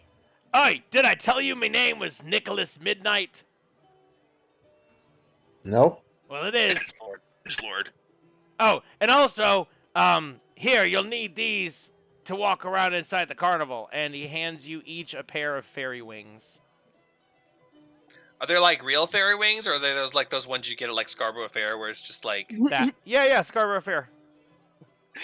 Raxlor looks at it. He takes his pear and he looks at it, and he says, "Do you have anything bigger? I don't think this will fit on me." He trades it in for a larger size. He has fairy wings of all size. Oh, good. Raxlor takes the very big wings, but the wings are the same size, but the straps are a different size. All right, everybody, strap on. Oh, wait, are we going to the carnival now, or do you guys want to roam around here some more, or... Carnival now is fine. There's time dilation, so we might as well do that now while we're here, and then when we come back, it'll be the same time. Okay. All right, I put my wings on. Raxlor puts them on his head because he's a little bit confused. He's confused, but he's got the spirit. Yeah, I'm down for it. I look like those. Aren't there like some kind of monster guys that have like wings for ears? Pretty sure that you're thinking of the tooth fairies from Hellboy, but you know. I think it's actually a D&D demon. Probably. It might be a Yugoloth. I think it's the guy that we have with us, but I don't remember. Okay, they're colorful cloth butterfly wings, and he explains that the wings must be shown to the staff. Must be worn to show the staff that you are paid attendees, and you are now free to explore the carnival at your leisure. This gives me a really cool idea for a nightclub.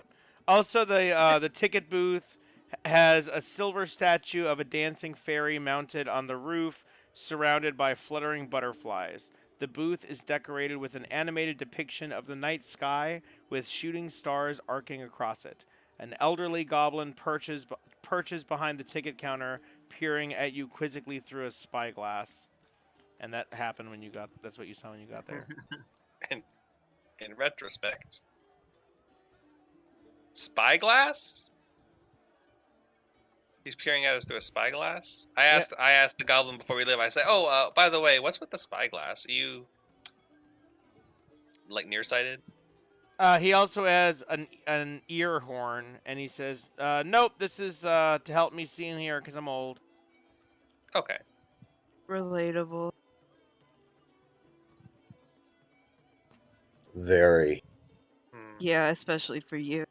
I wonder Not if he really uses so those. much for me. Wonder if he uses those to cast scrying. He might. Those Oh. are. What if he's using it to see through our clothes? Yeah, he's probably got a scry on the fairy wings. But if he can see through our clothes, he can see through our bodies too. So covering it up won't matter. Raxlor spreads his legs and walks around proudly. Visitors are expected to wear their wings or at least carry them around while inside the carnival, and they're yours to keep as a souvenir after you're done. You see me over there super gluing the straps onto my skin, my bare skin, and that's when you realize I'm taking my clothes off to do it. It's like, you don't get, your spyglass is useless now.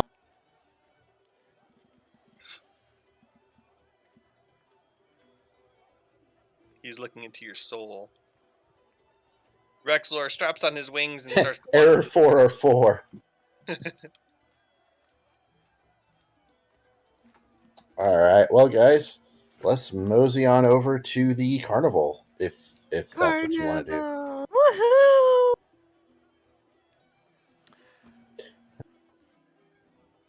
Everybody, remember to put your soul coins in your socks. No, I got a fanny pack. Just turn your fanny pack. Oh, wait, no. Everybody, remember to put your soul coins in Shora's socks. Pretty sure Shora would frown at me at that. Okay, so you guys walk into. Wow, this sucks. I feel like I need to give you guys a map. Maybe not. Is this a map with locations? I've got a physical map in the book, but that doesn't help you. Ooh, what's this? Huh. Wow. Okay, so you guys yeah, there you go. You guys step inside the small tent, and a shimmering portal appears. And when you step through the other side, you are standing at the edge of a forest. And directly in front of you is a carnival. And I guess that's what it looks like. Can you guys even read anything on that? Probably not. I think I could. Maybe I can just summarize locations for you. I mean, how do you Yeah, want to? no, I can't read that. Yeah, I can't. Too low quality. Let me pull up the. Where's the mini map? How do you want us to navigate it? I'll walk you through it. God, I don't want to rip this stupid thing out of the book. Is there no small version of it? Maybe not. There it is. Okay. Okay. So that's the map. What I'm gonna do is just describe what you see, but not everything is here because most of it is connected to this entirely different campaign you guys aren't playing. But I have selected items that are here for Zach's 2-shot side quest. 2. Maybe 3. Sorry. No. We'll see how it goes. So as you walk in, there are fairy lights strung across the path over your head between trees. You cross over. Cliche. You cross over a small bridge that goes over a river that's running all around the carnival. You pass by the ticket booth, and you see a sign that says to the left, Mystery Mine and Hall of Illusions. And then it says to the right is Silver Song Lake, Feasting Orchard. Where are the carnival games? I guess the carnival games are to the right too. Where are the dragonfly rides? There's also Dragonfly ride? Top right. Oh, to the right. Dragonfly rides are to the right. Go on the right! 3 sessions later, Zach, stop riding the stupid dragonfly ride. You said time doesn't matter. Yeah, there's not that many things. Yeah, so I'm recapping again. Dragonfly rides, Feasting Orchard, Hall of Illusion, Mystery Mine, Silver Song Lake, and carnival games. You're gonna hate me. Can you say that again? I pulled up the map and I'm just gonna circle the things that are available. Yeah. Version of the map I found did not have any of that on it. Feasting Orchard, Dragonfly rides, Hall of Illusion, Mystery Mine, Silver Song Lake, and carnival games. Maybe they're supposed to be like... No, they're in like a certain area. I don't know why they're not on the map. I have a question. Go for it. And this is going to be probably a stupid question, but you have to buy tickets to get into this place, right? Yeah. Why is there a ticket booth inside of this place? Because this is 2 different books and I'm merging them together. Oh, okay. That's the same ticket booth, but I made it a portal that you guys appear. Got it. Thank you. Yeah, this is a mission called The Wild Beyond the Witchlight, where you travel to 3 different domains of the Feywild, and then at the end you go to Prismere Castle and something Zabilna. I'm taking pieces out of it just to do like a cool fairy thing. So I've got 5 locations marked. Is that right? I felt like I missed one. 1, 2, 3, 4, 5, and carnival games. Okay, where is carnival games? Did we find that? I don't see it on the map, but they're there. Maybe they're supposed to be like spread out or something, but probably yeah, because I see them around there. There's a yeah, I think it's supposed to be spread out, but let's pretend like it's in one location. Okay, I mean I don't really want to play carnival games anyways, so I see Lost. Oh, I wanted to find out what carnival games there were. Me too. Well, I guess the DM better figure out where they are. It doesn't doesn't matter where they are on the map, but they're in one location. So if you guys want to check that out, you can go there. There is a quest here, but there's also plenty of diversion stuff. So don't think that you have to do everything. But this is not a dead end. Obviously, none of those things said Prismere, so go for it. Oh, I want to go to the carnival games. you can go to different places. too. Would you guys like to split up? You're in a carnival. You can split up in the carnival. Rexler says, "Oh, I'm quite famished, and I haven't been to a good orchard since we left the material plane. I think I'm gonna go to the feasting orchard. That sounds delicious. Where do you guys want to go first? I bet they have caramel apples there. I'm sure they have every kind of apple there. Let's how about we all I mean, everyone can go wherever they want. We can go to the same place, but how about we meet back here at the ticket booth in like an hour? Sure. Okay. Okay, Zoe, where would you like to go first? Okay, well, I wanted the carnival games, but now the candy apple sounds really good. The carnival games also have snack stalls nearby. Okay, I want to go to the carnival games, and I want to see what snacks they have.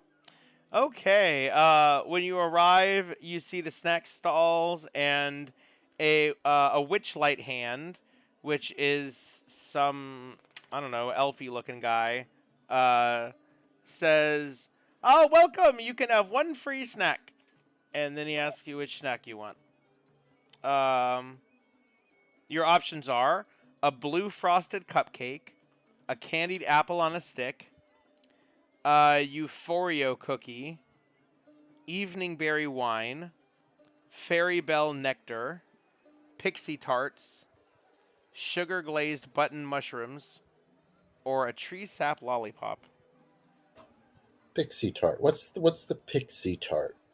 It's powdered candy in little cups.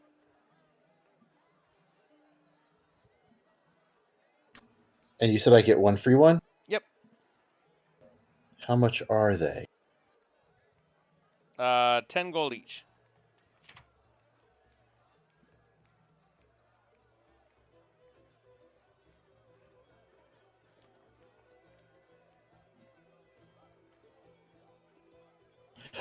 I want a pixie cup for free. Okay, he gives you that. And then I want to buy one of the candy apples. Caramel apples, whatever. Mm-hmm. Then I want to go see the carnival games, and I'm going to eat my apple while I do look at the carnival games. So okay, so I'm going to hand him 10 gold. All right, he takes your 10 gold and he gives you your 2 snacks, your candied apple and your pixie tarts, and he serves them to you on a large flower petal. Sweet. I start eating I'm guessing that the pixie tart is pretty much going to go down pretty fast because it's basically a pixie stick. Oh, you're right. What a ripoff. Pixie tarts, $5, and it's like a Dixie cup with a little bit of pixie sticks in it. Yeah, but, Oh, shit. Now I want one of those in real life. There are 6 carnival games. Okay, so I finished eating that, then I'm going to start munching on the caramel apple while I look at the games. What games are there? Okay, the first one is called Almirage Ring Toss. An Almirage is a bunny with a unicorn horn, and it's magical, and it can blink around. Wolpertinger. The second game is Catch the Dragon by the Tail. The next game is Gnome Poetry Contest. Game number 4 is Goblin Wrestling. Game number 5 is Guess the Number of Feathers. And game number 6 is Outstare the Cyclops.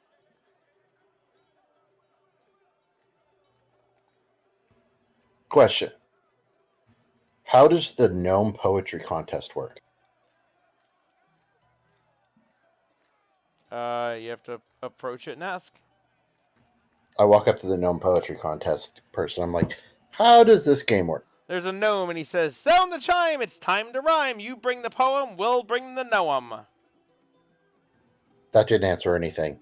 Did you ask him a question? Did I? He says that as soon as you walk up. I walk up and I go, "Hi. So how does the gnome poetry contest work?" He says, "Oh, it's quite simple. You just must outperform a gnome in a best-of-5 poetry contest. You write a That poem." sounds awful lot like work to me. Well, our prizes are fabulous. I want to go over and see the Guess the Feathers contest. Birds of a feather? How about feathers of a bird? Step right up and guess how many feathers festoon this fiendish fowl. Yes, okay. I would like to play this game. All right there, How much to play? my young lady. Come on in. I don't know. They're free, I guess. This is all ticket punches, and you guys don't have a ticket punches because we're not doing the full carnival. Or they punch your wings and you feel it Chunk. every time. A little bit of your soul is taken away. If you want to do every single carnival game, I probably won't stop you. It'd be interesting, but I mean, Not really. I'm not limiting you. Yeah, I'm not gonna limit you, but there is a mechanic that I'm just choosing to skip. But I made you pay for the snacks because I'm an asshole. Yeah. Okay, so you get 3 tries to guess the number of feathers on these cockatrices. How many cockatrices? Make an intelligence check. I have to do an intelligence check to count how many cockatrices there are? I'm just playing. To guess the number of feathers. Oh, I thought you were going to make me guess. I was going to work out a math equation. Nope. It's a carnival game. Roll the dice. Okay, so an int check. I got a... Hold on. Does he still have I guidance? have a Last time 14 after I apply my -1 modifier. Yes, he has guidance still. Wait, how does that guidance roll again? It's a 6, a D6? One time you can roll a 1d4 and add it to any check. You but hauled have hauled 10 ass after you split up from Jake. You hauled ass, and it's been less than 60 seconds. So you get Wait. Oh, I thought it was 10 minutes. Never mind. I haven't casted it yet. I was thinking Bardic Inspiration. Never mind.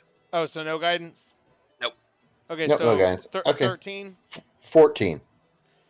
And you say, "I think there's 14 feathers," and he says, "Oh, no, not 14." You make an educated guess, and he says, "Close but no cigar." You have 2 more tries. You want to try again? Yes, I do. Natural 1. Ooh, no, not even close. You get 1 more chance. 10. Oh, nice try. The correct answer was 2,372. And your second guess was 2,371. That was a natural 1. But nice try. Better luck next time. And he shoos you away from his carnival game. Okay. And you can't play that one again. Yeah, how about that? That's how I'm going to do it. You can play each game 1 time. So you've still got the ring toss. Well, the only other one that interests me is ring toss. Yeah, Almirage ring toss. You approach and you see a wooden statuette of an Almirage, a cute bunny-like creature with a horn like a unicorn's. The Almirage teleports around the tabletop, making it hard to score a success. The barker says, "This Almirage is no mirage. Adorn its horn with 2 or 3 rings to win a prize." And he hands you 3 rings, and as you get ready to make your first toss, the little statue is teleporting around a tabletop. Make a dexterity check.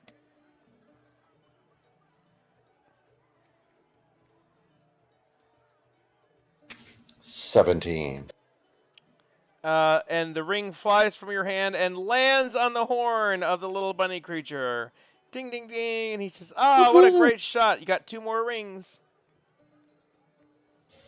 This one, I close my eyes. I'm going to have to do that with disadvantage, aren't I? Nope. Dexterity check. And I throw it, and I get an 8. And just before it lands, the thing teleports away, and it clatters on the table. He says, "Ooh, nice try. You can still get a better prize if you get it one more success." All right. I take the last ring, and I toss it.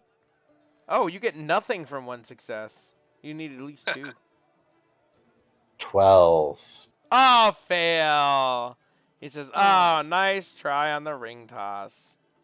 But not really, I don't because you care. lost. Goodbye." And he ushers you I away. don't care. I got a candy apple. I'm happy. That's how carnivals work. Yeah. you spend $30 on food, waste a Pretty bunch of money much. at carnival games, and go, well, at least I got my food. Yep. Doesn't that suck? You have to have 2 successes to get a prize at all. Sounds That matches like... up with a carnival game. Yeah, that's... You want to play any other games? You have a few more. You can still get a win. Maybe. Yeah, catch the dragon by the tail. Why not? All right, catch the dragon. Prizes, prizes, prizes. Catch the fairy dragon by the tail and win a piece of its hoard. You need to, the gnome guy hops up with a blindfold and ties it around your eyes. You walk into a booth and you must grab the tail of an elusive, giggling red fairy dragon that flutters around you. Make a perception check.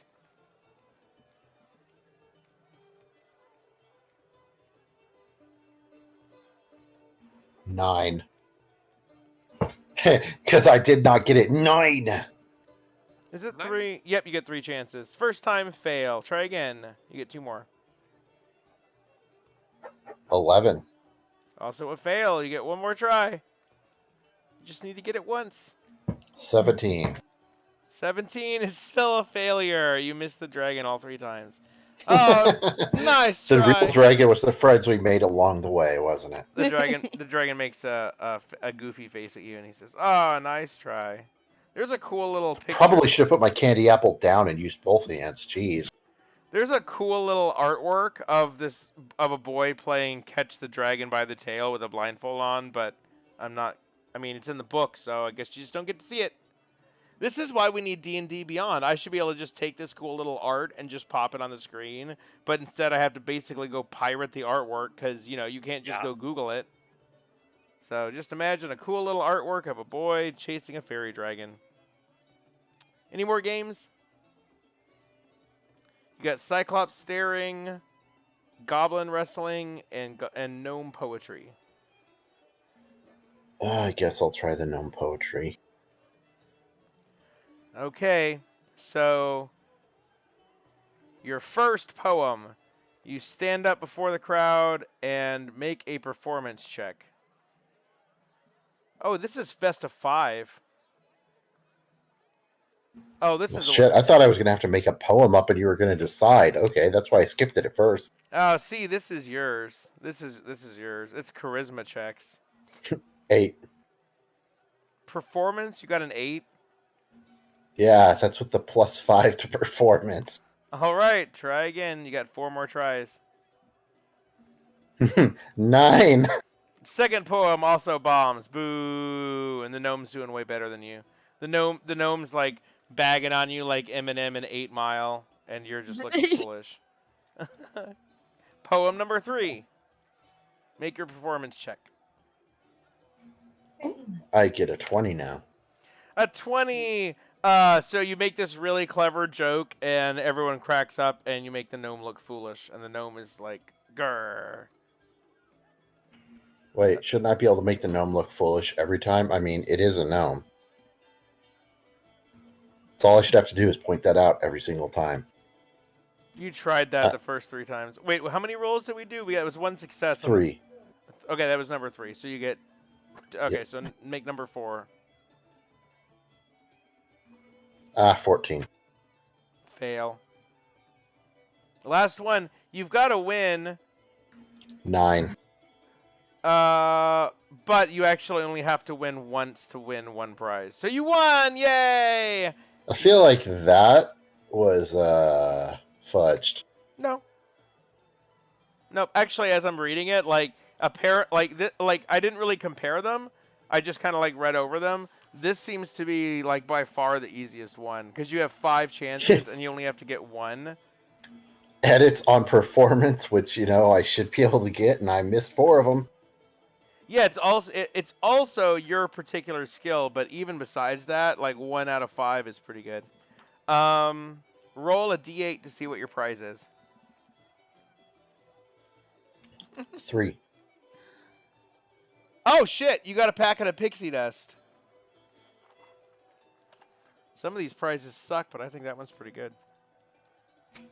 I look to the guy who's running the event, and I go, "So, the pixie dust, what's it?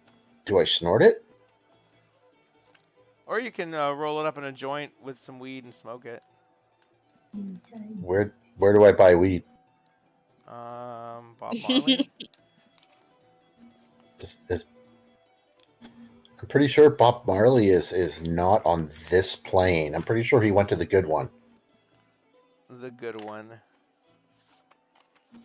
Well, I mean, the carnival's a good one, but Pixie dust. hell. Okay. As an action, you can sprinkle this dust on yourself or another creature you can see within 5 feet.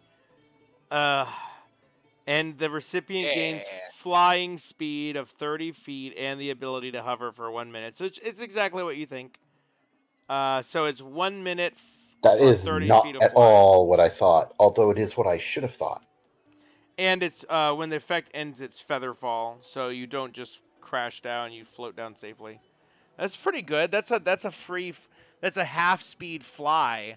So now you when you cast the fly spell, you can target 2 people. But now you also have pixie dust, which is also fly, but it only lasts for 1 minute. That's pretty good. And then poor Shore is standing there being devoured by whatever was about to kill us, watching us fly away, reaching up, going, no. Oh, Shore wants to play a game. Who'd Shore go with? She went with Zoe because she wants to play the game. She thinks that sounds like fun. Oh, hi, Shora. Well, you can play some games. I got my candy apple. Okay, she's going to play Almirage Ring Toss. And she walks up to the bunnies. Hold on, let me see her. Okay, this is a dexterity check, and she is at a +3. Only 3? Oh, yeah, +3 dexterity. She's going to win every prize at every game. Just watch. Okay, the first one is a miss. Second one is a miss. And the third one is a hit, but she needed 2 successful tosses. Oh. Does she cry? Yes. No. No, she goes. She gets really angry, and she's like, "I should have got that one." And then she's stomping away, and then she looks over and sees goblin wrestling, and she goes, "Goblin wrestling!" And the barker says, "Yes, strong folks test your mettle in a goblin wrestle." And then she says, "Yeah, actually, you know what? I feel like I'm going to kick some ass right now." So she does the goblin wrestling. She has to pin an unarmed, lawful good goblin. Lawful good? Yeah, it specifically says he's a lawful good goblin. Does she have to go around and try to find one to pin first? I mean, is that the challenge? No, he's there. I'm going to have to look up his stat block. Okay, so let's see. What the... These rules are so weird. If you're small, you have like a bonus if you're small. If you're small, you only have to pin 1 goblin, but if you're medium, you have to wrestle 2. So it's a strength athletics contested by the goblin. That seems pretty easy. Okay, so she's gonna roll, and she gets a 13. She doesn't have athletics, does she? I didn't think so. Okay, so she has a 13. And what's a goblin strength? Hold on, let me pull up my bestiary. She might win with a 13. Goblin. -1 strength. roll. And the goblin gets a natural 1. So she is wrestling with the goblin, and then she does a hip throw and slams him to the ground and pins him. And there's the small crowd that's gathered. Everyone cheers as the 12-year-old girl just choke slammed a goblin. And he really did get a natural 1, and now she's going to roll on the prize table. And she says, yay! All shenanigans. She jumps up and down. Hey, the rolls are on the stream. She jumps up and down and says, I won! And the goblin is like, kind of like sniffling and crying a little bit as he's laying on the ground. She goes, oh, I'm sorry. I didn't mean to hurt you. And she extends a hand, and he smiles and grabs her hand, and she helps him stand up. And then he puts his hand, he pumps his fist in the air, and then everyone cheers again, and then he raises her arms up, and everyone cheers again. And then I'm sorry, but a goblin cried. We're all kind of winners. He's lawful good, so. So he goes, and here's your prize, and he hands her what looks like a magic wand made of wood. And she goes, wow, thanks. And she flicks it in the air, and a bunch of like sparks shoot out of it like fireworks. And she goes, whoa, I better be careful with this. And now I have to go write down her magic item that she just got.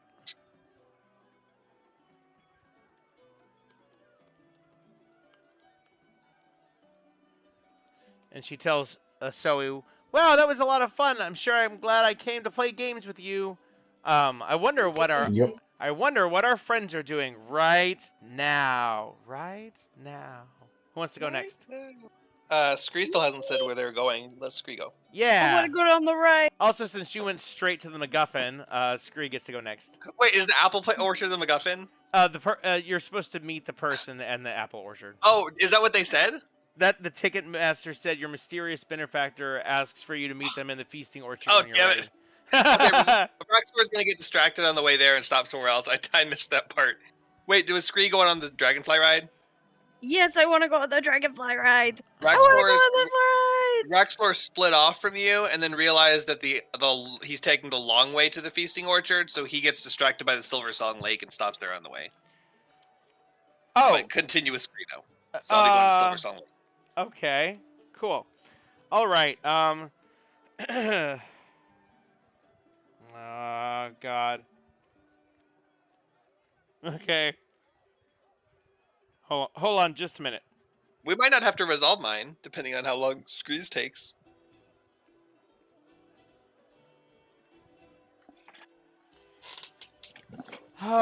Okay. Huge lily pads rest on the surface of a pool glistening with phosphorescent algae. Giant dragonflies use the lily pads as landing platforms, buzzing loudly overhead with wings as brilliant as stained glass windows, and alighting briefly to drop off and pick up excited passengers. Near the entrance, a small smiling tree turns your way and beckons you over. A red squirrel clings to its leafy canopy, peering at you suspiciously.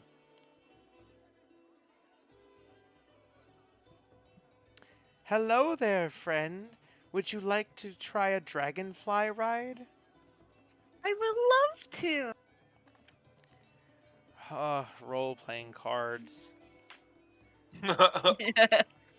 But you're not saying anything else, so she says, okay, right over here. And now she shoots to the ride. Hold Sorry, on. I just want to get on the ride. I'm just too excited for the ride to talk, man. You gotta understand. What is her freaking name? Oh, Northwind. My name is Northwind. I embody the joys of spring. Okay, so she guides... Oh, no, actually, I want to point something out. There's this treant, sapling, that's who this is, and has a squirrel on its branches. It says the squirrel uses the weasel stat block. So when D&D needed to have a squirrel, it used a weasel. And remember in our other game where you said that Willow turns into an animal, and I said squirrel, and then they said, no, wait, weasel. So actually it's the same stat block. Yeah. Good point. A weasel is a squirrel. I've been waiting to point that out. When I read that in here like months ago, I was really excited. I'm like, oh, I have to tell him when they get to this that there's no stat block for a squirrel, but a weasel would be the same stat block. Oh That's wow! probably what I was So going to I'm do a anyway. weasel. There are 8 giant dragonflies. And you notice from the previous ride that they fly their riders in a lazy figure 8 around the carnival's thoroughfare at a height of 20 feet. Wow. And as the previous ride ends, the riders dismount and you are led towards a dragonfly to hop on and have your ride. Well, I want to get on the dragonfly, and whenever I do, I give it a little pat on its little buggy head.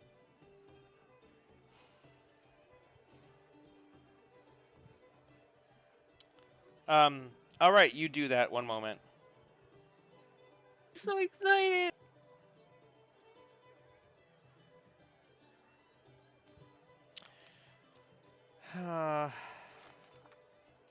Sigh. One moment.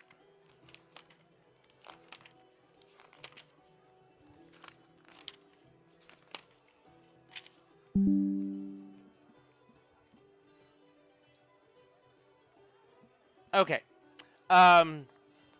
Just as you're about to take off on your dragonfly, suddenly screams of alarm erupt from a nearby lily pad. You look over and see that a giant dragonfly has taken off prematurely with a patron on its back. A middle-aged dwarf with a bright blue beard sits unfastened in his harness, and he screams, "Help!" as the dragonfly zips through the air. Oh shit! Happens to the best of us. So wait, he's in the air, like Flies up into the air before he was strapped in, so he's clinging on for dear life. shit. You better hold on, man! Help! And as you look around, you see that no one else is acting to help. How could I go up and help him? I'm on the ground. You're sitting on a dragonfly, and the dragonfly looks at you and I goes, know. "Buzz, buzz." All right, I strap it and I go dragonfly, go! Buzz! And the dragonfly buzzes up into the air. Before you take off, make a perception check.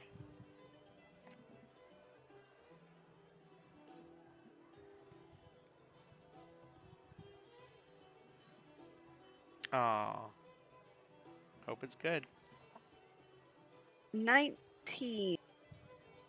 19 total. Yes. You look around through the crowd to see if you can try to figure out what might have happened to cause the dragonfly to freak out that way, and you don't notice anything. Oh man. Don't notice what it could have been. Now, make an animal handling check as you try to control the dragonfly to chase after and save the dwarf.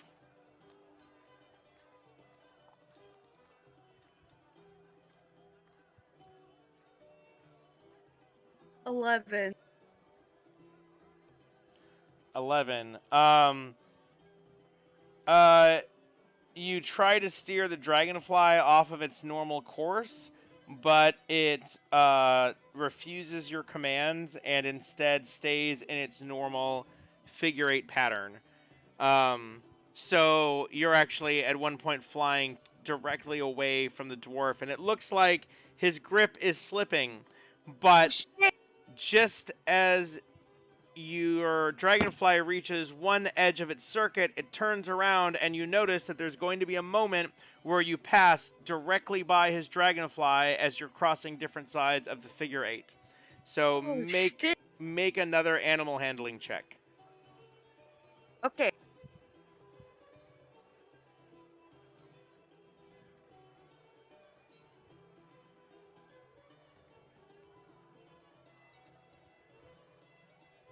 Oh dear. 10 total. 10. as you pass by the dragonfly, you try to get its attention to see if you can calm it down and help like gain control of it.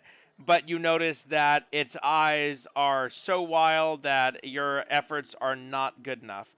Do you want to try? You realize that you have an opportunity to jump to the other dragonfly and see if you can help the dwarf that way, but you also risk falling.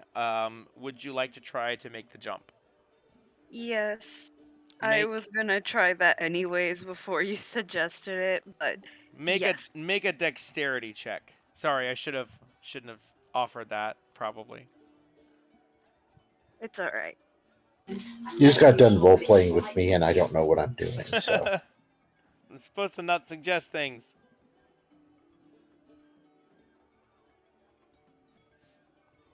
Make a dexterity check. Acrobatics. Yeah, acrobatics. Whenever I want Willow to just win something, I just give her an acrobatics. If you fail, I got a 30. I'm being serious. A 30. I would roll falling damage if you failed that one.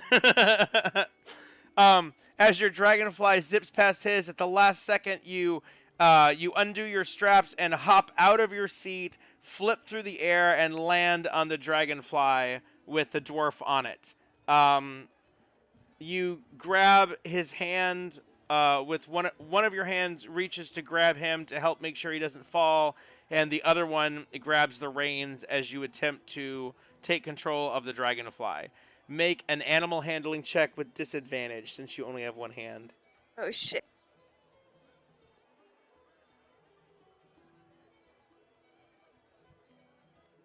Nine. It went 11, 10, and 9. 9. You pull on the reins and try to steer the dragonfly towards landing the lily pad, and the dragonfly bucks your attempt to rein it in and sharply juts in the opposite direction, and that sharp movement causes the dwarf to lose his grip, and he falls off of the dragonfly. Luckily, his fall is cushioned by a tent awning, and he is not badly hurt, and he tumbles to the ground into the dirt. And the dragonfly you're on finishes its circuit and lands back in its spot. And everyone's freaking out, and they're checking on the dwarf to see if he's okay. And Northwind says, "Oh my goodness! What has happened? My beautiful ride has been disrupted. Oh, I hope he's not injured. Oh, this is terrible." I want to go make sure the dwarf is okay as well. You go and check on him, and he says, "Yeah, I'm okay, but that was so weird. I was just expecting a nice little ride, and suddenly the dragonfly just freaked out for no reason." That is certainly weird, and I'm sorry I couldn't save you in time. It's okay. Thanks for trying. No harm. It seems like I'm just a little dirty. Oh, that's good. I want to see, if the dragonfly is, if there's something wrong with it. If there's a chance for me to go up close to that dragonfly that was freaking out, maybe I could find something, if anything, kind of wrong with it.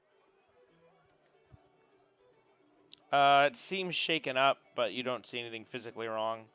Are you using any spells or abilities or anything? No, I was just looking.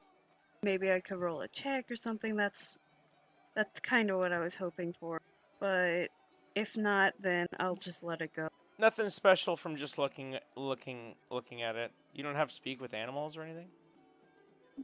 Let me see.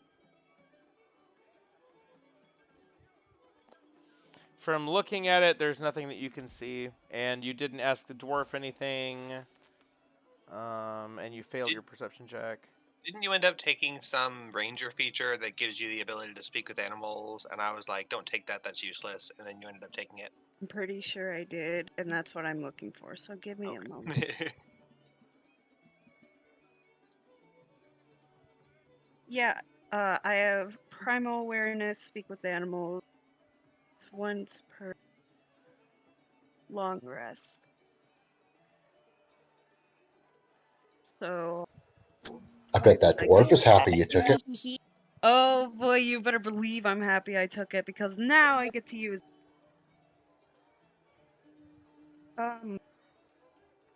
Using my ranger's ability, I cast Speak with Animals to talk to this dragonfly and ask it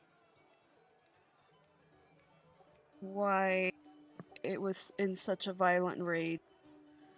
Okay, you cast Speak with Animals. Make sure you check the box on your character sheet. Checked off already? And then you can uncheck it when you, hold on 1 second. It's so annoying that I add these sources over and over again, but if you don't set it up the exact same way, it doesn't remember it and then just doesn't show on the screen. Okay. All right, you cast Speak with Animals, and now you know that the dragonfly can understand you. Dearest dragonfly, why were you in such a violent rage? I can't do a high-pitched voice, sorry. Oh no, not you again. Please, you already scared me so much. Just leave me alone. I'm sorry. I was trying to save your passenger. No, I'm not talking about that. I'm talking about that prank that you played on me that scared me so much.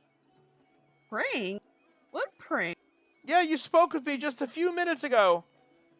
And it was really scary. That was totally unnecessary of you to say those things. I didn't say anything. What is Scree wearing?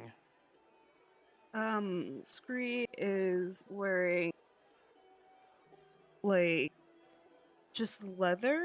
What kind of like a What colors? green. He says, Wait, where'd your blue robe go? You don't look the same as you did earlier. I am not... I do not have a blue robe. That is not me. Well, you were just a few minutes ago when you scared the crap out of me. I can assure you that was not me. Well, it was definitely a kinku. I know what you guys look like, and he was wearing a blue robe. And and butterfly wings, just like yours.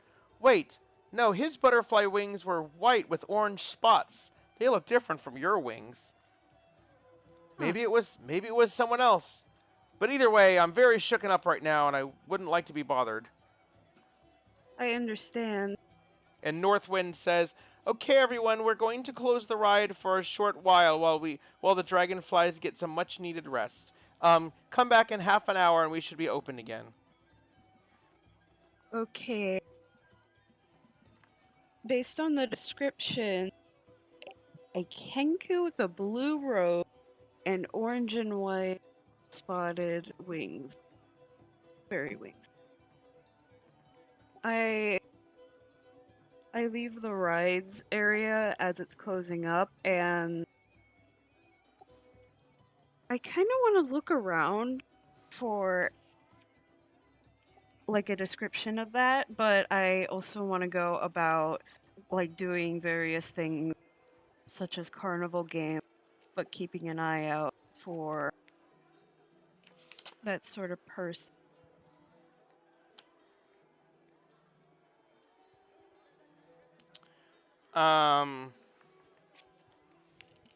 How long do you want to spend? 15 minutes or so. Okay. No, 30 minutes. Until the rides come back. Okay, you are going to spend the next 30 minutes searching the crowd and seeing if you can find any indication of a kinku in a blue robe. Okay, and now we're on to Raxlor as the cliffhanger remains. Hey, I like this. I like you guys splitting up because now it's like, whoa, who's this other kinku? Okay, on to Raxlor. Don't encourage that too much. So Rexlor starts following Scree, and then he realizes, like, we're all together at the thing, and he says, okay, guys, meet back here in an hour. And everyone's decided where they're going to go, and Zoe starts walking to the left, and Scree starts walking to the right, and Raxor also starts walking to the right, and then he realizes that him and Scree are going in the same direction, and it's like awkward, and he's like casually like trying to break off. He's like, damn it, the orchard's right there, I can see it, but I don't want to, this is like awkward, like when you say bye to someone on the road, you're supposed to go opposite directions. So he just kind of casually turns around and walks the long way around. But then on the way to the orchard, he passes by. He was going to the orchard for his own reasons, not to meet up with whatever. He was going to do stuff himself. But he passes by the Silver Song Lake, and it catches his attention. And you can describe what it looks like as he walks by, but whatever it is catches his attention. Mist gathers at the banks of a shimmering lake. Near its center, a mermaid lounges in a giant bowl, singing a glorious, haunting song that captivates spectators on the lake shore. In response, the lake water coalesces into magical sculptures that whirl around her as she performs. Okay, I'm gonna spend Oh, wait, are you skipping this? No, Raxor's walking by, and he slows down walking, and he gets slowly entranced as he stops to watch the whatever's happening. Okay, and I actually found an image. It's not so hard to pirate as I thought.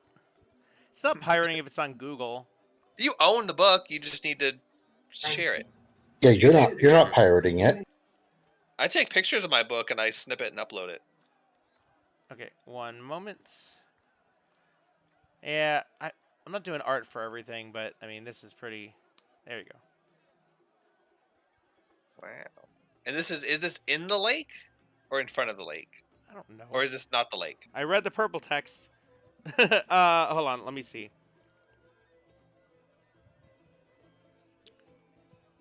Near the center of a lake, there's a giant bowl with a mermaid lounging in it. Okay, it's because the bottom looks like it's on a surface, but this is like coming out of the water. I guess it's like coming. I guess it is like rising out of the water. There's a fishbowl, so she's above the water and everyone can see her. Okay. Raxor stops and watches her perform her show as he listens to her entrancing song. Okay.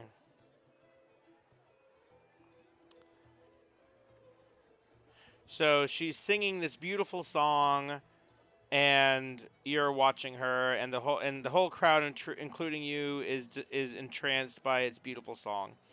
Then you hear a man's voice shout out, "Hey, watch the high notes there, love!" And she ignores it. And then from another part of the crowd, you hear a woman's voice shout out, I've heard better singing in a barn." And the mermaid keeps singing. And then a third voice of a young boy, or a young child, in front of you this time, shouts another insult and says, "Hey, you suck, eat shit, and also you're ugly." Raxor ignores the other two, but since it's a young child and easily could be beat in a fight, he says, "Hey, shut up, you brat! Listen to the lady sing or get the hell out of here. No one wants to listen to your whining." Because, of course, the young child is easier to, yell at without consequence. As you're shouting through the crowd, you do see what looks like a small child dressed in shabby clothes. Make a perception check.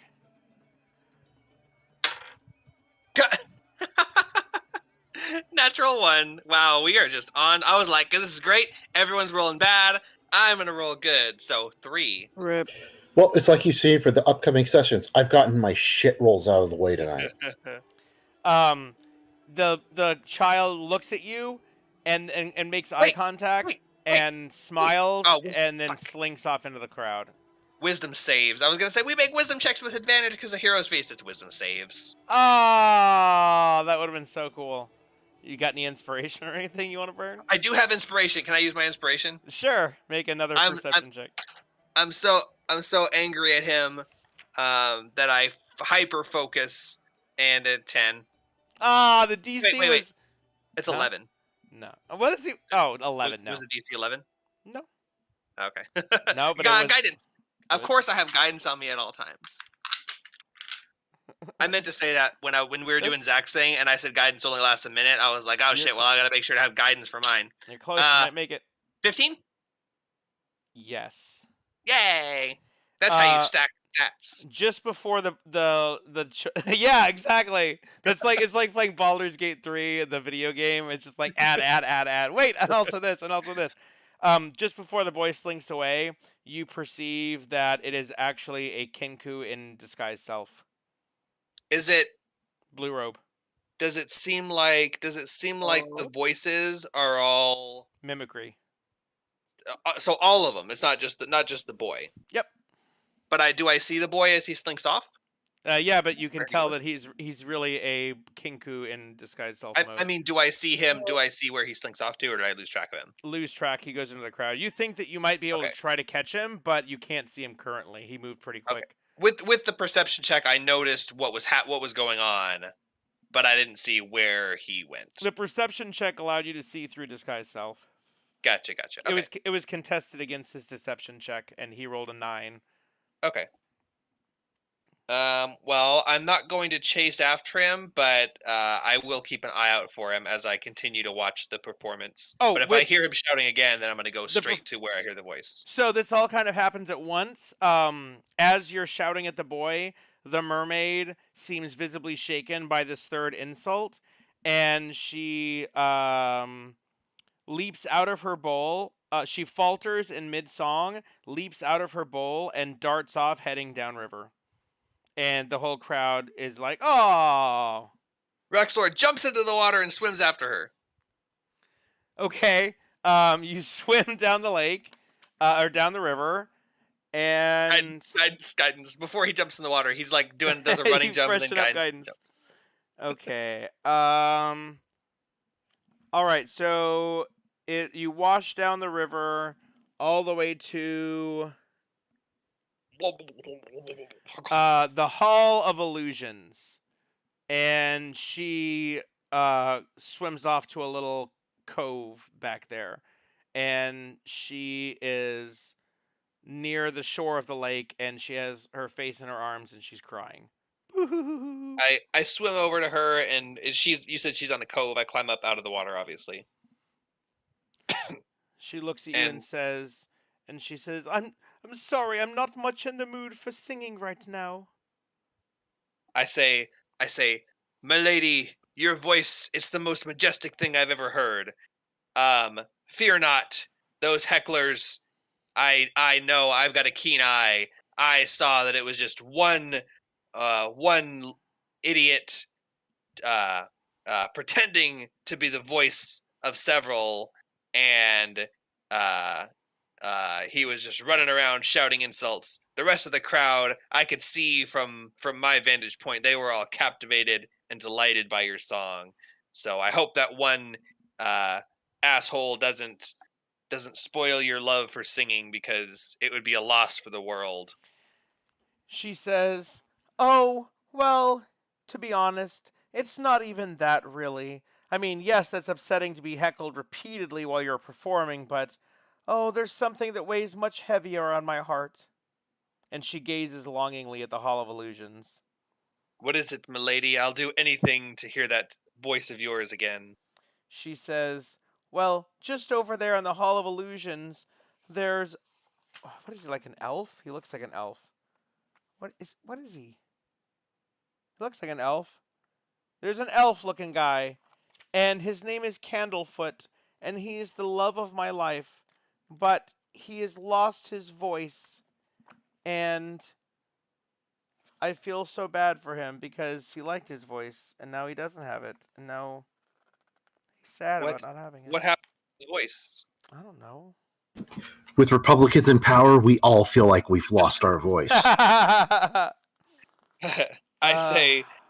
say, "Milady, it saddens me to hear that there is another, but regardless of whether I could win your love or not, I would be I would be willing to do anything to make you happy, as long as it means that you would sing again.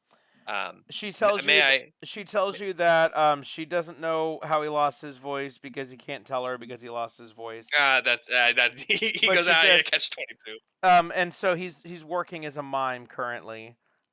He So it kind of fits. And she says if you were somehow able to help him find his lost voice, she would be happy to go back to performing. She would even teach you how to sing. he says then I shall see no other. I shall set my sights on no other goal than to restore his voice and in turn yours. She says, And "Thank you. I love Candlefoot because I can be myself around him. I strive to bring beauty and wonder into this world with the power of my voice, but it's hard to do that without knowing that my dearest love is suffering." he says, hold on. He says, yes, milady. Oh God, I apologize for what I'm about to do. He says, Oh God. he says, he says, he says, not to worry. I understand. When you see one, through rose-colored glasses, they seem truly perfect to you. He says, please excuse me while I go and help your friend. And please, take this potion and sip of it and forget all of your worries. And he pulls a filter of love out of his bag and hands it to her. What does that do? After you drink it, the next time you see a creature within 10 minutes, you become charmed by that creature for an hour, and if it's of a species and gender you're normally attracted to, you regard it as your true love for that duration. What now? How the hell else am I going to use this? She doesn't have to take it. I can There keep was it a in my bag. Cyclops staring contest. I'd be more than happy if she doesn't take it, because it sounds like this is going to be like a 3-check quest, and I'm going to be done with it. So I don't want to really waste a potion on doing it. Like, what's the potion going to do? I was like, I'm going all cringe, fez. What do you got? Fez. What are those hats called? Fedoras. Fedora. Yeah, I'm going all Fedora Lord on her, so I figure I might as well try and give her a roofie. Milady. But I mean, it's very obvious. It's rose colored. It's shaped like a heart. Well, also you can taste a potion to know what it is. Yeah. so she's gonna look and say, "Oh no, thanks. I'm not in the mood for drinks right now." He says, "Very well. Then I must make even more haste on my quest." Yeah, I don't know. It's supposed to be like more like a poison because you're supposed to like give it to someone and it charms them. But how are you supposed to get him to drink it? I mean, I'm sure you could like you just slip it in a drink or something, but it's literally a potion. So I don't know. I didn't actually want to use it anyway. I just I had to try. Rexlor turns around and shakes off like a dog, and then gets ready to, I guess, swim back in the water and go to the. Is the Hall of Illusions on the other side of the water? Yeah, you're like right there. So if you get out of the water, you're pretty much like right behind it. You can just walk around to the entrance. Okay, I get there. However, I get there and I go inside. Okay, and hold on.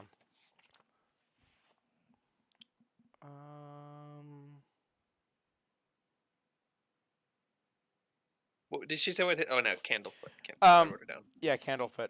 So as you circle around to the front of the Hall of Illusions, you see Scree walking by from a little bit of a distance. It looks like they are searching for something. Like you see them just kind of looking around, like just kind of carefully scouting the crowd. And you also bump into Zoe, who is taking last bites of a candied apple and has Shora with them. And Shora is holding, what was their prize? Oh, magic wand. And she's like waving around this wooden magic wand and pretending like it's a cool thing. And then, which it literally. And then sparks zap out of it again. Wait, no, it does something different. Hold on. And you guys can start talking, and I'm gonna tell you what it is. Rexlor sees Shora and Zoe and waves at them, but then he sees Scree distracted, searching for something, and he walks up to Scree after Zoe and Shora notice him, and he says, Hey, you're done at the dragonfly rides already, or what are you looking for? You look like are you trying to find us? We're right here. No, no, no, no, no. I was trying to find someone. Oh, well, I mean, Raxor counts the party and he says, I think we're all here. Who are you looking No, for? no, no, no, no. I You was guys looking smell for something suddenly. You smell an another odd odor. kangaroo? Excuse me. What is that? My bad. Did you? What is that smell? I was Shora trying to. says, "I'm sorry. I think it's my wand." Oh, what? What? She's like Uh, shaking it and blowing on it, and she's like, "I don't know why it did that." do I recognize what kind of a wand it is? Make an Arcana check. With guidance. And then I recast guidance. Hold on. I don't have very good arcana. I think it's 10. Yeah. 10. Yeah. Okay, you can tell that it's prestidigitation. Okay. I say, yeah, maybe you should put that thing away just for now. And she goes, yeah, good idea. We'll check it out later." And she slips into her belt. But it looks cool though. I mean, you got to tell me how you found it, how you got it. That's pretty cool. I'm sure it's a great story. But Scree, who are you looking for? Another kenku? Kenku? I haven't seen a Kenku other than you. Why are you looking for a Kenku? You lonely? There's a really hot mermaid chick if you're looking for. No, no, no, no, no. Back at the dragonfly ride, this passenger was unbuckled and the dragonfly took off, and afterwards I tried to save him, but I kind of failed. So after that, I tried talking to the dragonfly, and the dragonfly was confused. He thought I was another kenku. This other That kenku seems racist. pulled a mean prank on him, and that's probably what made the dragonfly go so feral. But Well, so was it someone illusioned like you? They looked exactly like you. That's kind of no, no, no, strange. no, no. It was another kenku with a blue robe and orange and white fairy wings. Wait a second. I saw. I for a second I thought it was you, but I was wondering what you were wearing, and then I got distracted by this. I had to deal with a thing. Raxor is soaking wet, by the way. He's Why are like, you no, wet? no, that's another story. But yeah, now that you mention it, sorry, the cold water clouded my thoughts. I did see a Kenku. In fact, it was this asshole who was shouting, heckling at this mermaid lady who was singing, and her singing was really good. But I think this Kenku was going around pretending to be a bunch of different people talking in their voices, and he made her run away. I wonder if that's the same person. It sounds like some troublemaker is afoot here, going around messing with all the performers and attractions. Huh. I didn't see where they got off to, but last I saw they were just at the Silver Song Lake, so it sounds like they're making their way around here. I was just about to go into the Hall of Illusion over here for some. Long story, but it's a thing I gotta do. But um, um, yeah, let's all keep an eye out for that Kenku, and if we find him, I mean, I don't know what the rules are here, but we should probably like beat him up or something. Well, we should question him. Yeah, Go yeah, yeah. easy on him. He's just another kenku. Ooh, good. I've got a zone of truth. So let's tie him up, and we don't even have to torture him. We can just zone of truth him. Wait. If What? I We find don't him, have to torture him. No, but I mean, Yeah. Oh, wait, I'm not. Wait, am I here? I don't know. yeah, we all are. What were you saying, Scree? we don't have to torture him, and Oh. if I find him, then maybe I can convince him to tell me stuff. We just need to find this Kenku and fast before he causes more trouble.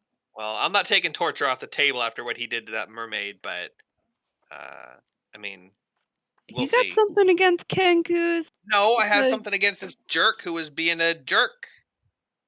Why? To the mermaid? Yeah, to the mermaid. She was singing, and that's like her job, and she's like singing, and he's over here like heckling her, and now I'm gonna like break his fingers. Really? Breaking Yeah. his fingers You're right. over that? That's a little bit weak. I need to like probably should.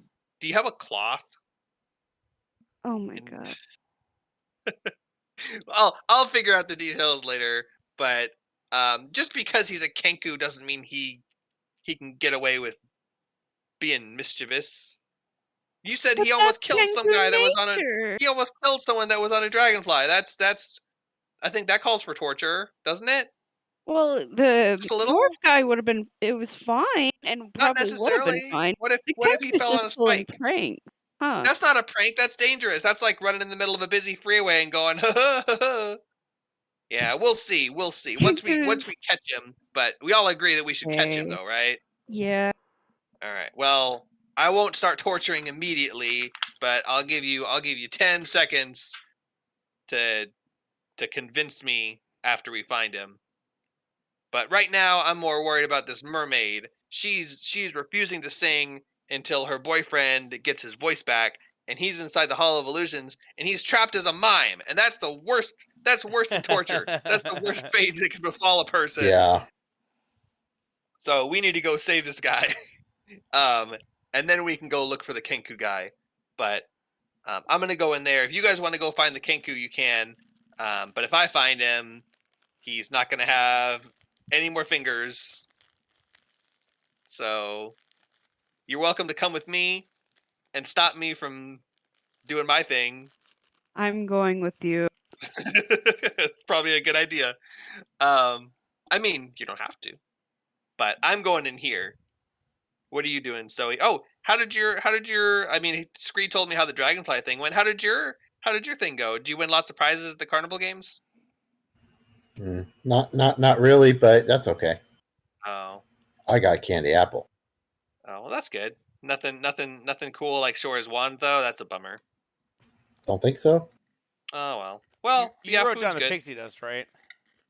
Of course I did. Okay, cool. I'm trying to become a fae. Like, I'm just going to give up info like that. Like, I even remember info like that as in character, you know? No, I know. Raxlor didn't tell Scree that he also met the Kinku, so I'm just making sure that you guys are intentionally withholding information from each other. Well, yeah, it sounds like those carnival games are pretty good. I might try my hand in them. What's your Shore? What was your favorite game over there?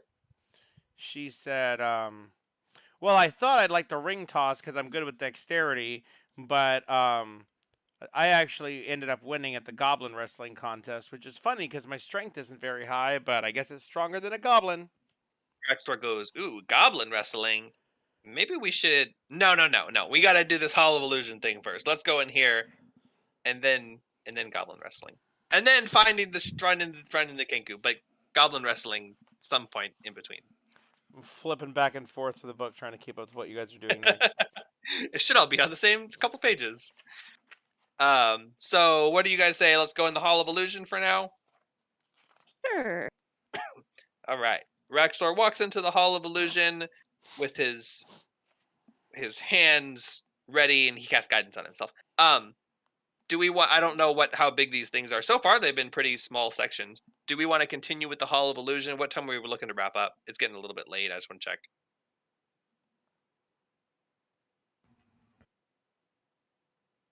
Yeah, it is getting late, so. Okay, do you want to do the Hall of Illusions and then stop, or do you want to stop right before the Hall of Illusions? And we'll do that next time. We can do the Hall of Illusions if you guys want to, or at least see what it's like. Well, I mean, it is kind of getting late. I kind of want to see the hall, though, just for like the next 5-10 minutes, maybe. Yeah, let's get like the description and see what we're up against, and if we have any real good ideas that we want to do right then, we can, and otherwise we can just call it. So let's go ahead. We walk in. Raxtor casts guidance on himself and looks around the Hall of Illusions, expecting there to be illusions. A glass cabinet stands near the entrance to the tent. Do you approach the cabinet first, or do you head straight to the tent? Is it clear glass? Yes. A glass cabinet right near the entrance. Raxor wants to see if he can see his reflection in the glass, because his hair is probably all messed up from the water. The glass is clear. A wooden mannequin of a grinning, raven-haired young woman in witch's attire and a green flowing cape hovers inside the glass cabinet. At the top of the cabinet, a sign reads, Tasha the Wizard, known for her hideous laughter. A halfling couple hold hands as they approach the glass cabinet. One of the halflings is wearing butterfly face paint. As he drops to one knee and pulls a small box from his pocket, his sweetheart bursts into laughter and begins rolling on the ground. The halfling in face paint begins sobbing and darts into the nearby tent without getting his ticket punched. Oh, shit. Make got a rejected. history check, Rexlor. Just Rexor. Okay. With guidance. Oh, fuck. Okay, what the hell is up with this? Well, that's 6 total with guidance. You don't recall anything about the Tasha the Wizard. Who is this? Who is this mysterious woman here? Tisha? Anyone happen to know anything about this Tishan? Zoe and Chick? Scree, you're there with her, and Shora as well. Yeah, well, I figured he was being a smartass because he's been there with us a lot through a lot of things, and I'm pretty sure he's heard of Tasha by now. Not with my 7. You seem to know a lot about her though. If you'd like to interject and tell me about her. Make a history check, Zoe.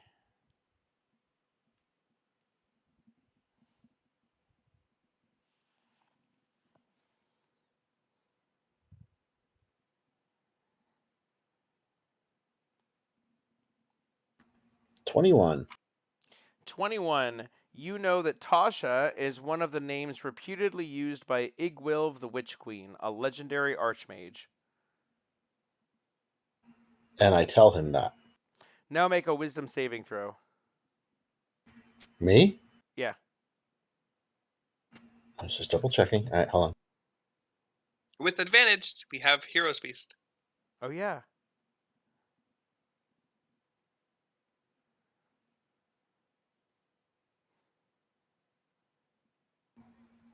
I got a natural 20. As you're explaining Igwilv to your party, you step within 10 feet of the cabinet, and you feel yourself resisting Tasha's hideous laughter.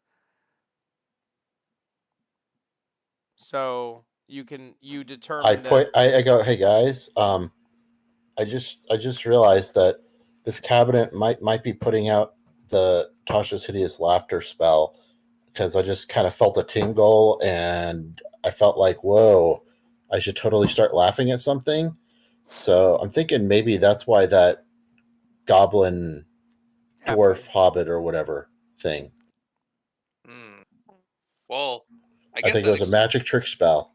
I guess that explains the laughter, but why did the other one run away crying? That's strange. The girl halfling has stopped laughing and got up, and she's standing in front of the tent shouting, "Reuben! Reuben, come back! Reuben, I'm sorry. Please come back."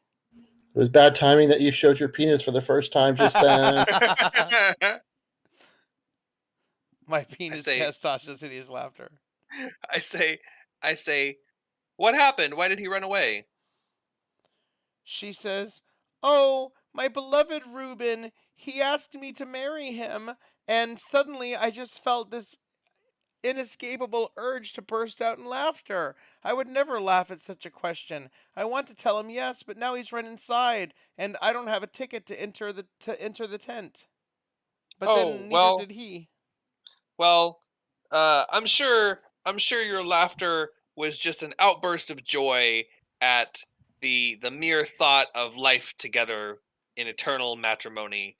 And I'll make sure to explain that to him when I go in there myself. So you can just wait out here, and I'll send him back out into your arms. And I'll tell him that you accept his offer.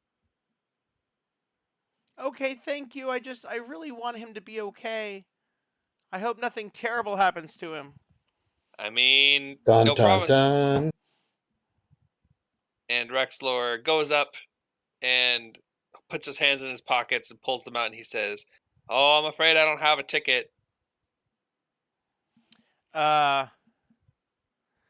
This is what you see when you approach.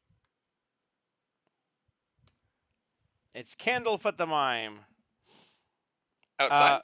He's at the ticket booth. This Oh. large tent is painted with a mural of shifting images that show grinning fairies diving into pools of color. The helical stripes of the tent's pointed canopies rotate in spirals, and the whole display seems designed to befuddle onlookers.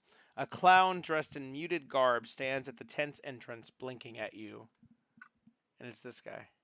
I say, "Are you Candlefoot?" He nods his head yes. I say, "I was sent by someone to help you. Are you looking to regain something you've lost?"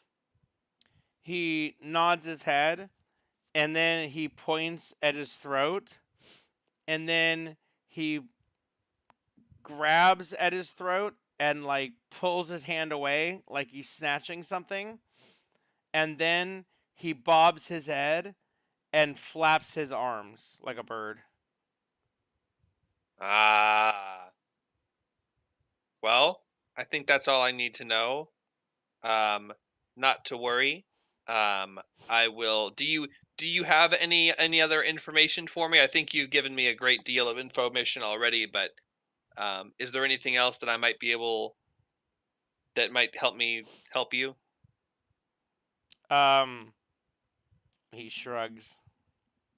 I nod and I say, "Don't worry. I'll do my best." He makes a writing motion and then kind of shrugs at you, like looking at you, shrugging and writing in the air, like quizzically. He holds up one hand and he writes on it with the other one, and then he points at your adventuring pack. I'm looking.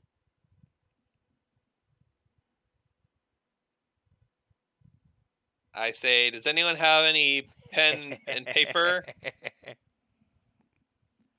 My You party. never have a pen when you need one. Have you noticed that? My other character has them. Oh, I meant like in real life too. Oh, that too, yeah.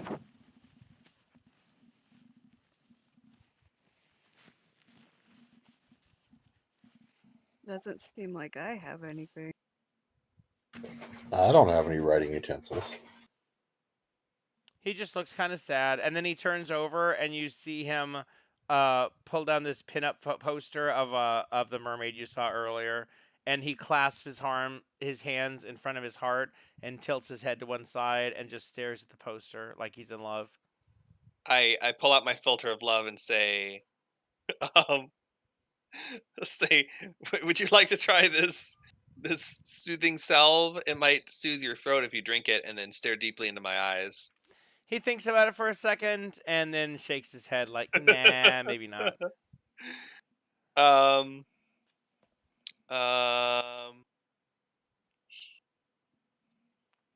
I'm just going over my. I've got a flask of oil. You could probably write with that. I hand him a dagger and I point down to the dirt.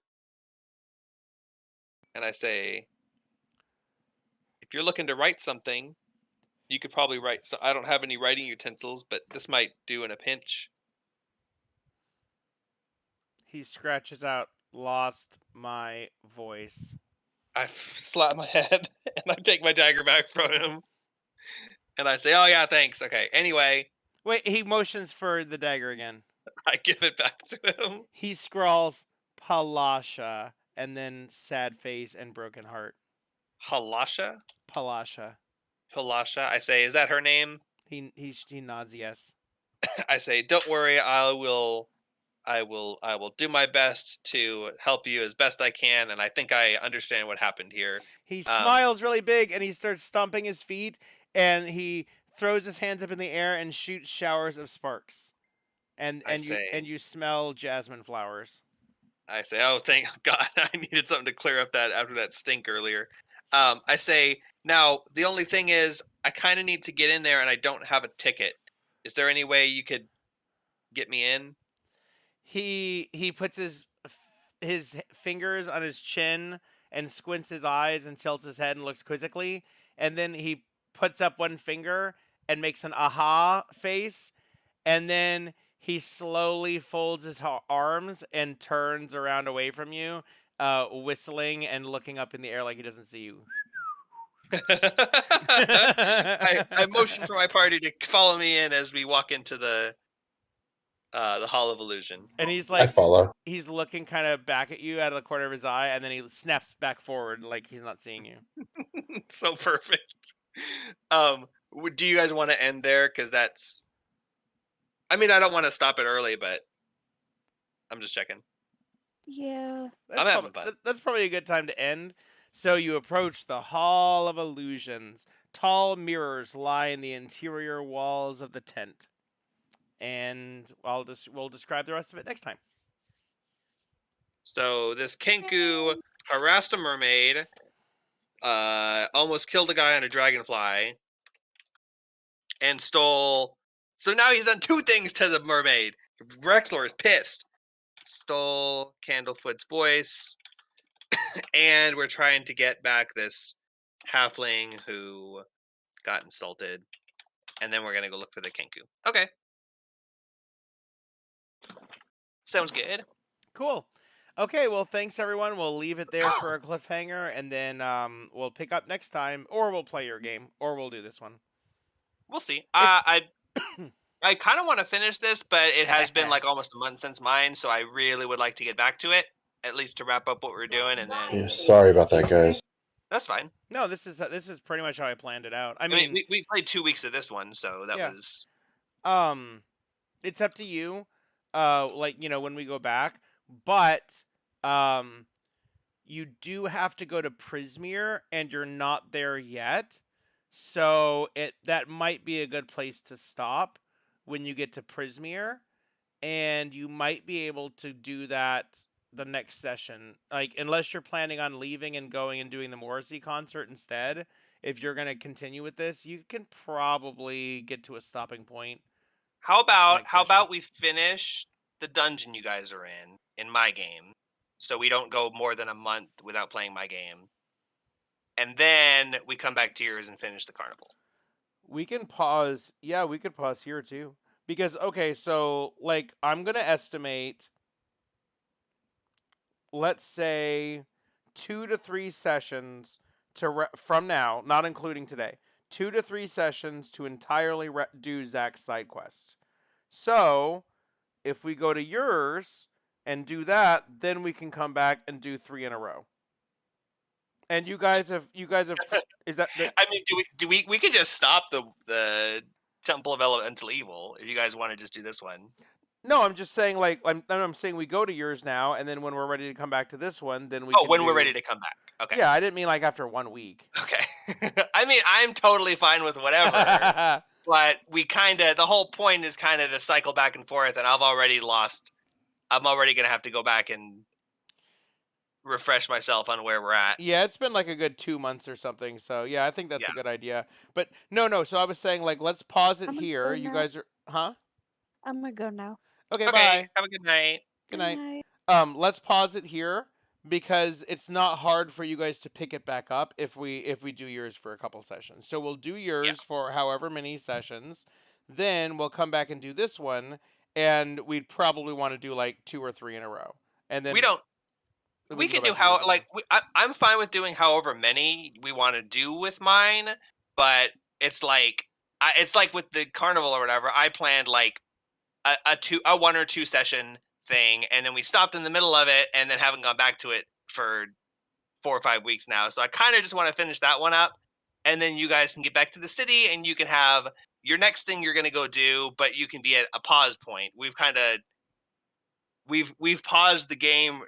I'm trying to think of like a video game example. We paused the game right before the boss fight, and then we're like, okay, now let's go play a different game. Well, yeah, see, we don't know that. I mean, you're in the middle of like you just got polymorphed and put to sleep. You guys are like in the middle of a engagement, and we were like, okay, we'll come back to it next week. Oh, but let's do Nyx next. Okay, and then 4 sessions later, which again, I'm fine with. I'm enjoying this one, especially the Witchlight Carnival is super fun. I want to come back to it, but I don't want to lose all the momentum we had. No, I like actually being able to play too. So yeah, that's I think it's good to do a couple. And we've done, like you said, like 4 on mine. So definitely time to stop. Let's finish up on yours. Do a couple and then we can come back here. Okay, whatever we want to do, I would just say at least next week play 1, finish up what we're doing, and then from there we can decide if we go, ooh, now we're having fun with this one, let's do more, or we can go back. I want to finish the Wishlight Carnival. I just want to. I need to be able to plan ahead whatever we're going to do next, and I can't until we finish where we're currently at. Exactly. Yeah. And you So guys, that's all I need. And you guys did a bunch because now you walked around the Wandering Emporium. You made it to the carnival. You're pretty deep in the carnival, and now it's like now I know what's coming up next. So Yeah. I'll work on mine a little bit while we're doing yours. Yeah, exactly. I've only got 1 session ahead planned, basically, or 1.5. And then I'm gonna I need to take some more time to plan, but mine is more touch and go than yours is. There's a lot more stuff that I have to figure out. Sorry, my RL has been really disastrous lately, so it's kind of fucked a lot of stuff up. Yeah, and that's not that's not a big deal at all. Like, that happens. It's just that we already plan on playing Nyx several times in a row, and then that stuff happened. Last time that we played, you were like, "Oh, let's go do mine now," and then Willow and Zach said, "Nah, let's finish up Nyx," and you're like, "Okay," and then it's like, "Wait, okay, what? Finish up Nick's whole campaign?" Like, I thought you guys wanted to play. Yeah, I mean, like I said, I'm fine with doing whatever. But the last time that happened, we took a pause from Strahd and never went back, and then started something else. Yeah, I don't want to do that. I don't want to I don't want to totally lose momentum. I like playing my characters, and I want to get back to that one. Yeah, but I mean, I prefer to go back and forth somewhat,